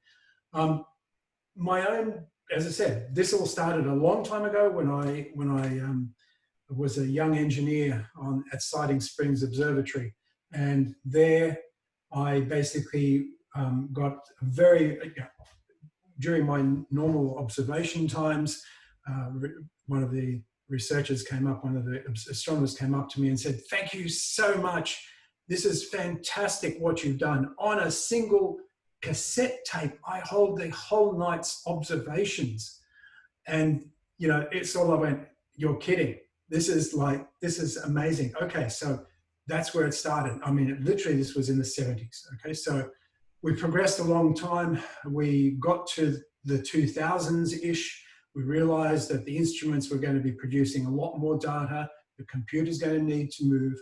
Unfortunately, what happened was there was a lag. The lag was in the adoption of the practices of the science and researchers in moving to this. I mean, effectively, they were pulled up over the years, and now, you have isolated pockets of expertise. And what the initiatives with the third space, the Melbourne Data Analytics Platform, Sydney Informatics Hub, is doing is pulling all of this capability together. And similarly, we went through a transition internally that we pushed forward with infrastructure, providing all of the networking capacity, the data storage systems, putting things into collections and putting things into, and putting expertise into pools.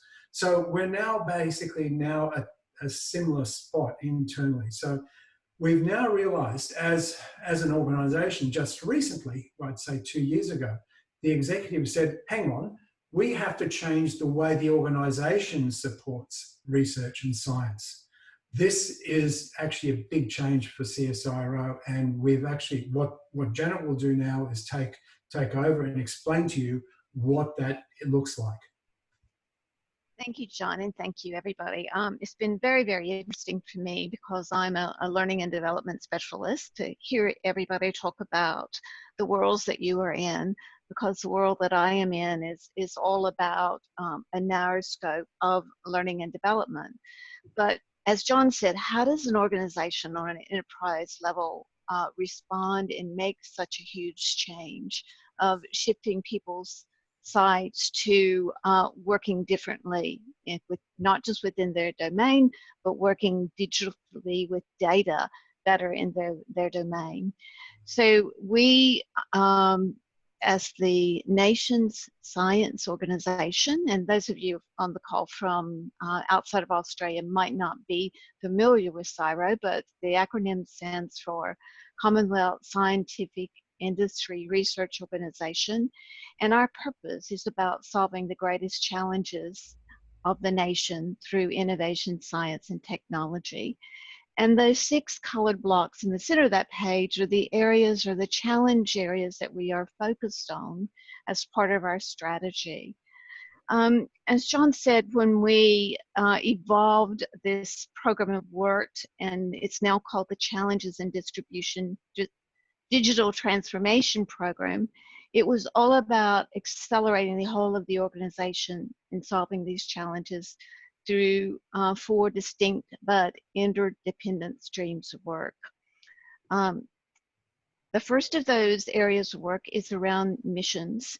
So that's joining together collaborative, not just with the 8 or 9 different business streams of CSIRO, but with universities and any other collective research organization to solve those key challenges in a missions approach. The second area is setting our sights to what is the future of science and technology, so that we have a view of where we want to go and we can set our roadmap and start doing the critical skills and capabilities we need to respond to reaching that view of the world. The third is where I'm going to spend just a little bit more time on, is called the Digital Academy. It's not simply just about developing skills and capabilities. As Michelle was saying earlier, there are 5 key areas that are needed to implement the change. And one of them is defining the need and the digital skills and the frameworks. And so part of Digital Academy is also about defining what those capabilities are and agreeing upon those. And part of it, of course, is creating a digital and data curriculum for all of the scientists. And then finally, the managed data ecosystem. John has talked a little bit about historically about what he did 10, 20 years ago, or CSIRO did, to build the infrastructure to do that. The managed data ecosystem is about the framework, the plan, the view, the vision of all the pieces of that infrastructure. To focus on what we've done just in the Digital Academy learning space, CSIRO has about 5,000 employees of about a little over 3,000 are focused on the science and research. And the view is that in the beginning, this program was called Domain Plus Digital. So it was very much about maybe leaning more towards that third space concept as well.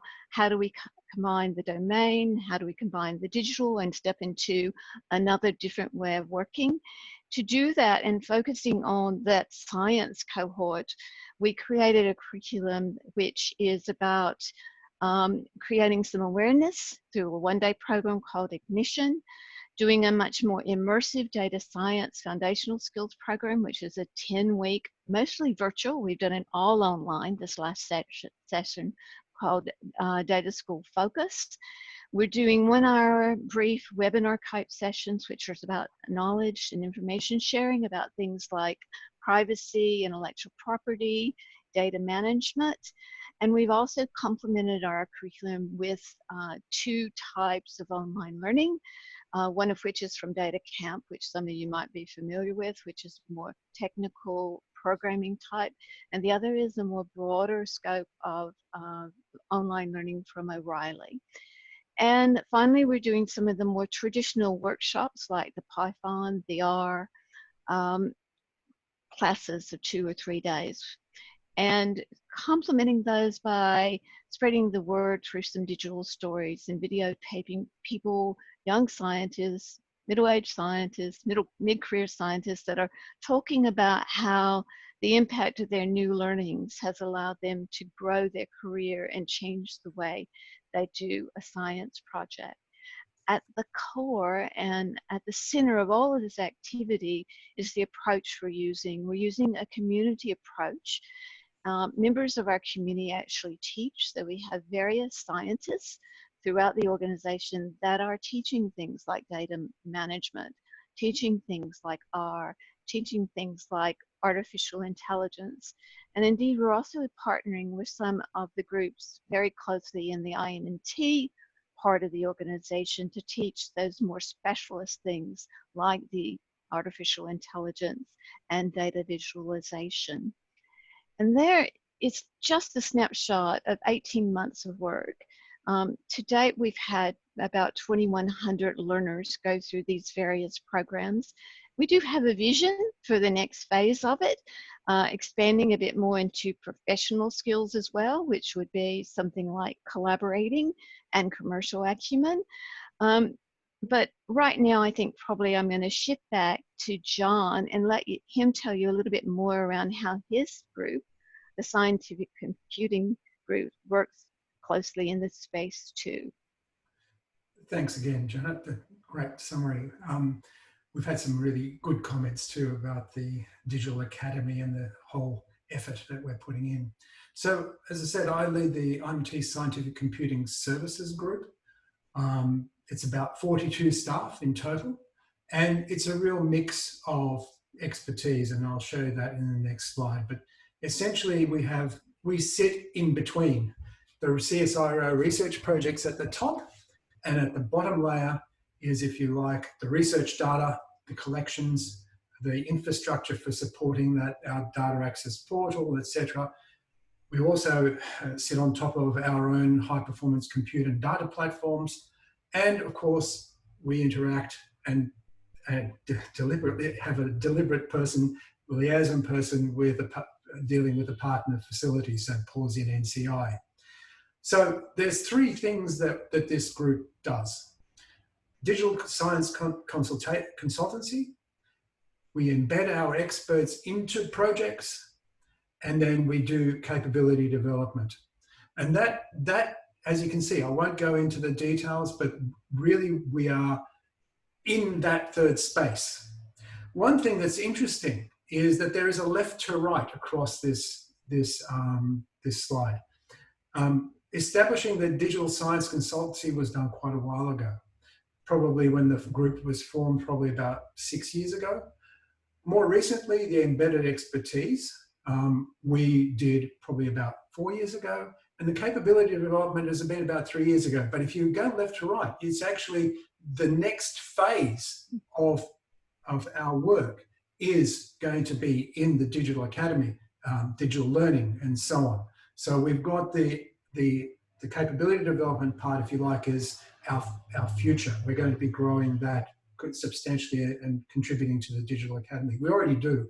We already offer training in R, Python, HPC, ML, etc. We also run conferences. So as part of this community building exercise. So one of the group's missions is to do outreach and community build. We have studentships, internships. We run this conference called C3DIS, which I'd encourage you all to join in. And at the bottom layer, just wrapping up, we've got the service delivery and partnerships. So we manage on behalf of the organization all of those ugly licensing for the scientific software. We guide people into which scientific software they should be using, as I said. So next slide, please, Janet, just to wrap up. So this is our 42, roughly about 42 staff, give or take. We've got expertise in these areas, and as I said, there's people in there with many years of research experience, and of course the people who have done their own PhD. So there's a similarity here between the Melbourne Data Analytics Platform and the Sydney Information Hub that's quite substantial. Okay, and I think that's it. I'm done. So if we go to that, that's it. So you please feel free to contact myself or Janet. So we are looking forward to engaging with this community much stronger in the future. And again, I'd encourage you to reach out and inquire about the various activities like the C3DS conference, which is just finished. Thank you. Thanks so much, John and Janet, for that overview of what CSIRO is doing. Clearly, a really nice example in a slightly different with a different funding and model and mission, but some really nice alignment with with what some of the platforms and hubs are doing around the country. So that's excellent, particularly around the community building and outreach is really key. I know that a lot of our team were part of the C3DS and it was great. So thank you. So the last of our presentations before we do our wrap up with Daria will be from Mark Crowe. So Mark's from QCIF, or Queensland Cyber Infrastructure Foundation, who provide high performance services, infrastructure and support required to achieve excellence in computation and data-driven collaborative research and its application in industry. So I will now throw to you, Mark. Thank you. Cool, good. Thank you very much, Andrew. So hopefully you can all hear me and see slides. Yes, perfect. So, yep. So everybody's favourite slot, the one right at the end of the afternoon before afternoon tea. So I will try and keep it fairly light and brief. It has been helped actually by some great presentations before me. A lot of people are clearly experiencing the same challenges and issues and opportunities as QCIF. And I mean, yeah, I think particularly Lewis, Jonathan and Kamarthi have picked up on a lot of the things that are common to our experience as well. So there we go. All right, so just a little bit about QCIF. So we are, I guess, a little bit different from most of the organisations who've spoken today, probably most similar to Intersect, in that QCIF is a cross-institutional organisation. So we support the 6 main Queensland universities, and USC is a sort of 7th one who hopefully will be joining us as a full member in the fairly near future. So basically that's pretty much all the Queensland located universities are supported by QCIF. We provide a whole range of services to those organisations. So research and data sciences support, including infrastructure. So we own and operate hardware for them. We run training. We have on-demand consultancy and coaching services. We have statistics and bioinformatics sort of specialist support on sort of clinics and consultancy basis. And we have a software development team within QCIF. So quite a wide range of services and support in that model. There's about 45 of us all together, and they are about 2/3 of those people are kind of concentrated in 2 clusters at the University of Queensland, which is where we have our head office, and the other 1/3 or so are spread around among our members. So we do have people on site within all of our member institutions, but we also have that focus on sort of centralised services operating out of the University of Queensland, simply because of history and because UQ is the sort of the big player in Queensland. So it's just convenient for us to be located there, near hardware, near infrastructure, and so on. So before I just move on, just should point out that QCIF is only a part of the e-research support for those universities. We provide an aspect of that, but the majority of those members have their own research computing or e-research or whatever they want to call it, service groups, which may be 1 or 2 people, maybe 10 or more. So we work closely with those groups, but we certainly by no means provide all of the support in those areas to our members. So we have within QCIF, as I said, I talked about all those functions we do. There's 2 main areas that I want to discuss in detail today because they are the areas where we have people in this 3rd space, or I mean maybe because we're across universities, maybe it's even another space. We're moving into a 4th space now of trans-institutional support. But of those areas, the 2 that we have really operating in that area are QFab and our e-research analyst teams. So just sort of explain a little bit about what those are, and so some of you can maybe identify with one or other of those roles. So QFab is a sort of domain-specific part of QCIF, with a focus on bioinformatics and sort of biostatistics and clinical statistics. So that is a little bit historical. QFab originally was set up as an independent organization to QCIF, focused on bioinformatics, and a number of years ago merged with QCIF. So, and they've retained that speciality on that sort of bioinformatics and clinical side of things. QFab is a cost recovery or fee-for-service organization. Actually, I probably should just jump back a little bit, if you wouldn't excuse me. I haven't actually mentioned how we are funded. So I'll just give you that background before I explain how QFab works. QCIF is funded mainly by fees from its members. So I think in much the same model as Intersect, we charge also 6 organisation and membership fee, and that is the core funding on which we operate. We also have a number of grants that support other specific or general aspects of our operation. We have a large grant from the Queensland Government to provide our services. We do a number of projects with the ARDC, and we also are quite closely linked with Bioplatforms Australia, so I have some grants there which support certain aspects of QCIF's work. And we do also, as I just said there, we operate, we have fee-for-service activities which we operate through groups like QFab.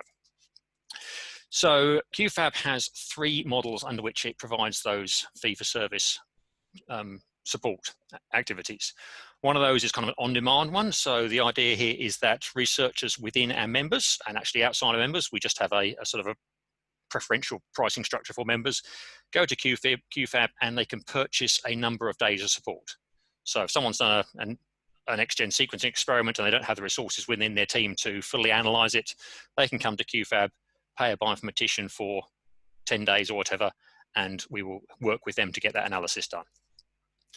The second model is a clinic model, and normally this is funded rather than by individual research groups, by schools or entire institutions.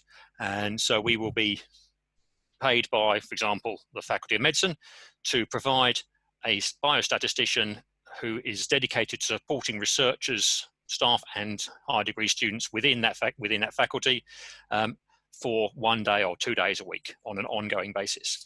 And during those 1 or 2 days, any researcher within their faculty can book an appointment with that statistician and work through their project with them. Those projects are typically sort of anything up to about 8 hours of support. They're not on long-term ongoing ones, as some of you have described. The clinic itself is ongoing, but the individual support activities are generally sort of a few days at most. And the third model the QFab team use is this embedded support. And so the idea behind this one is that many times people will be putting a grant proposal together and they say, okay, we know we need a bioinformatician, but we only need a bioinformatician for 20% of time in the first year, maybe 30% in the second year, and 50% in the third year, or something like that. And so they can't easily recruit someone just to work on that sort of percentage of time. What they can do is come to QFab and write QFab into that grant, and then QFab will provide that person for 1 day a week, 2 days a week, and the remainder of that person's time they may be working on other embedded opportunities like this, or they may be doing some of these other activities, the clinics or the on-demand support role. So that is the QFab model, and as I said, that is all fee for service. We charge out for time for those people.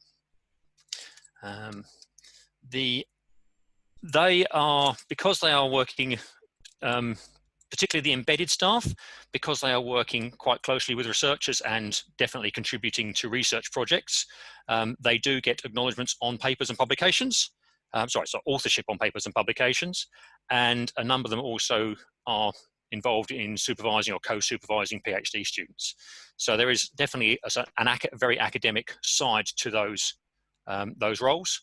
The on-demand support, it is still actively contributing to research, but a lot of the time they will be acknowledged in the acknowledgements rather than co-authorship. But yeah, quite a lot of researchers do include them as authors and recognise the importance of that contribution to their research. The other group I said I was going to talk about is the e-research analysts. So whereas the QFAB team are specialists in either bioinformatics or statistics, the e-research analysts are slightly more generalists.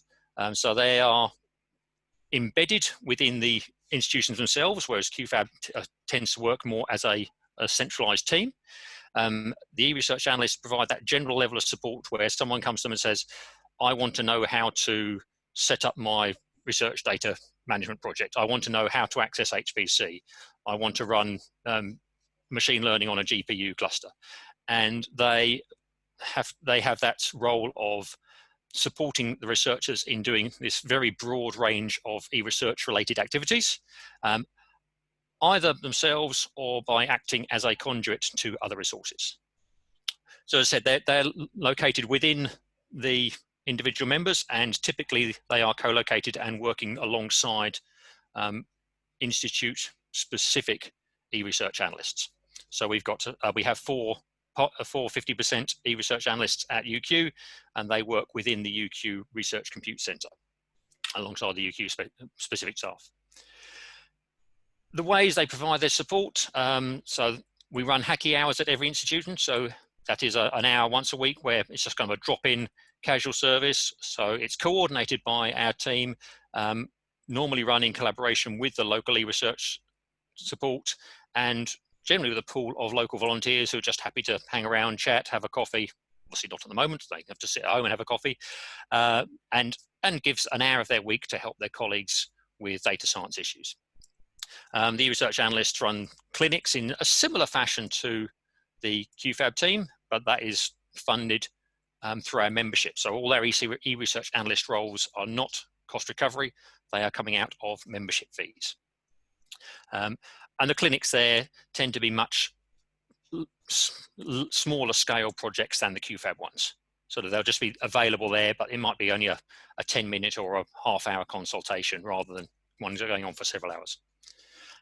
They run training workshops, they organise conferences, winter school, ResBaz, things like that. And they are all involved in delivery and development of training material.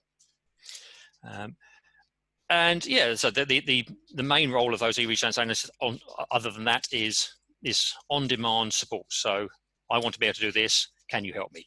And many of them have specialist backgrounds. Many of them come from an academic background. So we have people who specialize in characterization, in GIS, in high performance computing access, so on.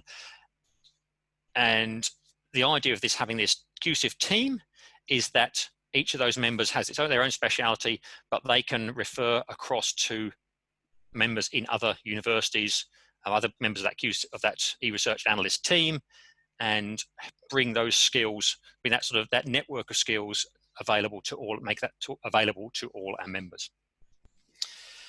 All right, so yes, I've just mentioned these guys are funded by the membership fees of the members. How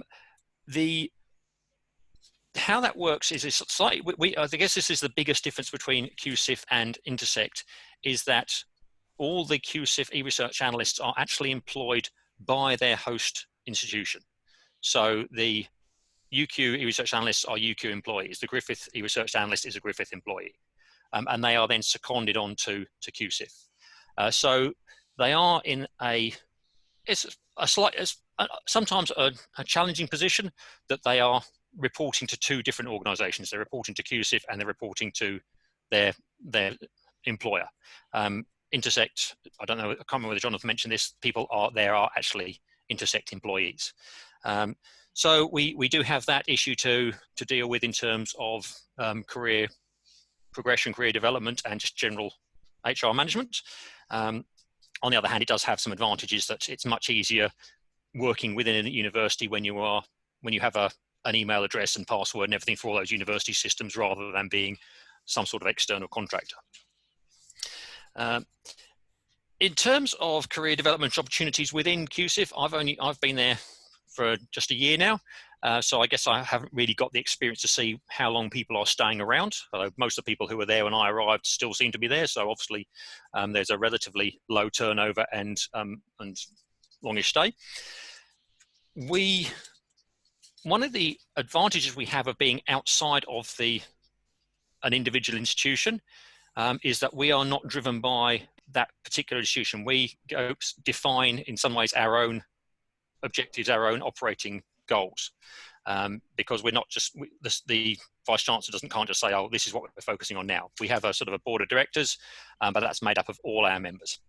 So we do revisit what we're doing, we do modify and evolve each year.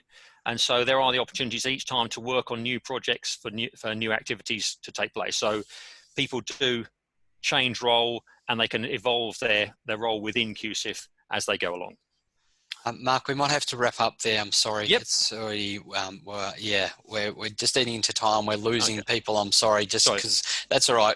Into 15 minutes. So I'll just if you could just wrap up, please. One wrap. I think just the one final thing that we've been concentrating on recently is identifying value for members. And this is one that's kind of been touched on today, but I think it's really at the back of everyone's mind at the moment in our operating area. All the universities are really looking at any opportunity to save money. And so people like us, everyone on this call, I think really needs to be focusing on, we need to go back to our Vice Chancellors and DVCRs saying, this is why we are valuable to university. You cannot afford to close down these departments. Cross it off your hit list, even though you're trying to save millions of dollars. So that's been a big focus for us recently. Thank you, Andrew. Sorry about that. Hopefully we can get support for that across the board. Yeah. Thanks, Mark. That wraps up our individual presentations. I'm going to throw straight to Daria, and hopefully people can stay around for this last really important bit of bringing this all together. Thanks, Daria. Yep. Sorry, just give me a moment to unmute myself. I'm conscious that we're a bit over time, so I'm going to be speaking very quickly, and this is going to be a very quick wrap up, but please do stick around because I'm going to tell you about some of the outcomes we hope for this event and sort of what are the next steps. So first of all, my slides are of Daria. I work at the Sydney Informatics Hub, so you can see these slides here because I will be posting a lot of links, contact information for our speakers. And I really want to start by thanking all of the speakers who have presented today. And I think we've had a really great session where Andrew set us up and talked about what this third space was, and Michelle talked about how this third space internationally has been recognized as something that is going to be growing in the next few years. So we really need to start thinking about who we are and how we operate. And then Ed and Karen talked about this idea of academic specialists who are basically collaborative research support and community building with this sort of academic pathway at the University of Melbourne. And then we followed along with that, talking about SIH, which kind of does the same thing, except in a professional capacity at Sydney Uni. And then I love the fact that Jared moved to a model where he was talking about an discipline-specific form of support, which is, again, cross-institutional and different to the models presented. And then we had, of course, Jonathan, and I'll toss over to Mark as well, who presented two models of extra-institutional organizations that are not-for-profits that provide this kind of support either externally or semi-embedded in the university that also kind of do similar things. Comity provided this idea of, again, a new platform at Monash, which is very young and to me staggeringly supports projects from 2 weeks to 3 years, which is really, really long and longer than probably anything we here support. Lewis threw a spanner in the works and talked about how this space could be seen as a third space to sort of industry and government and research, and this is a different interdisciplinary, interdimensional space. And I think John and Janet talked about how this kind of stuff got implemented in an organization like CSIRO, which has 5,000 people, and yet they need to adapt to this and to this change. So I think it's been a really, really helpful session, and please do reach out to these people. We provided the contact details on the slide, and I'm sure all of us would have loved to have them talk for this entire time of the session, but yes. And I'd also like to thank you, the people who are sort of hiding behind the black boxes in my gallery view on Zoom, for sort of coming and asking really great questions in the chat and contributing to discussion. And I'm also conscious that while we've called this thing the third space, there are other communities of practice out there that we are tapping into. And if anything, I know there are communities for research data stewards, there are communities for bioinformaticians, communities for research software engineers, and others. And I want to make very, very clear that in this space, this third space is a welcome all community. So all of these are welcome here at the table. Like, it's basically a very, very broad grouping that we're talking about here. And if you think you might fit into the space, you probably do. And this brings me to the first outcome that we're hoping from this session and sort of going forward, which is that I am 100% confident that we have not reached out to everyone in Australia who's operating in the space, both from at the level of organizations and at the level of individuals. So we need your help to do that. And I've added this URL, which I'd ask you to go to right now, and just add, if you could type, it's an open editable Google Doc, if you could just type people you know or organizations you work with, or if you'd like to be added to start contributing to the conversation in the space. Now, I'm also confident that this is not everyone who is part of this could come today. So please do feel free to share this link with others in your organizations and outside of it that you know that are in this space. But again, please don't post this onto social media. It is an openly editable Google Doc. So yay for emailing directly to people. Please don't post it on Twitter. And this is sort of the first outcome. And the bigger outcome that we really want out of this gathering and the next few that we've got planned is this thing that we've called a document of diversity. And again, I posted this link to an open Google Doc here. And this is a place where we'd like to have, while we're all working from home and sort of remotely organized, right, to together to tell a story about who we are. So whether, again, we've talked about this third space multiple times. If you have a better name, please propose it there. We are still thinking about what this should be called. Identifying who that third state is, talking about some of the things that I think Mark alluded to and Jonathan, and we've talked about, and some of the questions we had around operating models and successes and metrics. How do we know we're doing a good job supporting researchers? Talking about individual career progression within institution and across institutions. Engaging with researchers and building that awareness that Joel was talking about. Managing the workload of staff and prioritizing projects and ideas, and ensuring the sustainability of our services, as well as a whole bunch of topics I'm sure we haven't thought about and we'd like to ask you to contribute to. And in terms of for whom this document is useful, like who's going to read this, why are we even putting this together? We really want to use this internally for units like ours, where we've got lots of ideas on things to try for, like how we can do things like cost recovery or sort of fee for service and things like that. But we'd really love to learn from other organizations in the country who have tried it, just to see, you know, what did you do? What worked? What didn't? We'd also need to feed this up the line to university and other sort of stakeholders in this space around people like who are only familiar with the professional and traditional academic divide. So this third space doesn't even exist on the radar. You can't even be employed at it. And I think Michelle's piece really highlighted how these people in this space are going to be integral for competitive research outcomes in the next 10, 20, 30 years. So having that, feeding that up to the line to highlight that to people who don't even necessarily understand what we do or how, I think that's a really useful outcome for this document. And of course, nationally, we want to start talking about, you know, representation, career options, and other ideas. So we'd really like to invite you to contribute to this. And again, the previous document I didn't mention, I will freeze next week on June 4th. So that's the list of people, like I'm going to freeze that on June 4th for editing. This will probably freeze at our next meeting session, such as the one today. And I'd like to thank you for sort of coming and attending. We think this is a critical time for having this conversation because we need to advocate and learn from each other, since we're going to have a lot of job losses in this sector. Everything is going crazy and tight, as Mark alluded to. And we are actually going to be supporting the research that A, gets us out of COVID, and probably B, gets us out of the economic mess that COVID has caused in Australia. So we need to be conscious of that and really advocate for ourselves in this space. And again, if you have other ideas for what we could do with this forum like this, now that we've all gathered together, please don't hesitate to reach out to me or any of the other organizers of today's session, and we'll sort of try to figure something out. And we haven't scheduled an event yet. We think that we're going to hold another meeting somewhat similar to this one on the 30th of July. Maybe similar, maybe different, but another forum where we can talk either about some of the outcomes in the documents or something like that. And thank you for coming, and I hope you've got a great rest of Thursday. And thanks for the great conversations in the chat. Awesome, thanks Daria. That concludes our event for today. Really thank everyone for hanging in there. We still had 60 participants till 3:15, so I'm really encouraged by that. But the contribution, the chat, etc., has been awesome. I'm really excited about where this is going. The difficulty is going to be the wrangling of this, but I'm sure we've got the right minds around us to do it. So thank you again, everyone. thank you to all the speakers. I'm really impressed by the fact that we got through so much in so little time. So well done to everyone. And we'll see you at the next event at the end of July.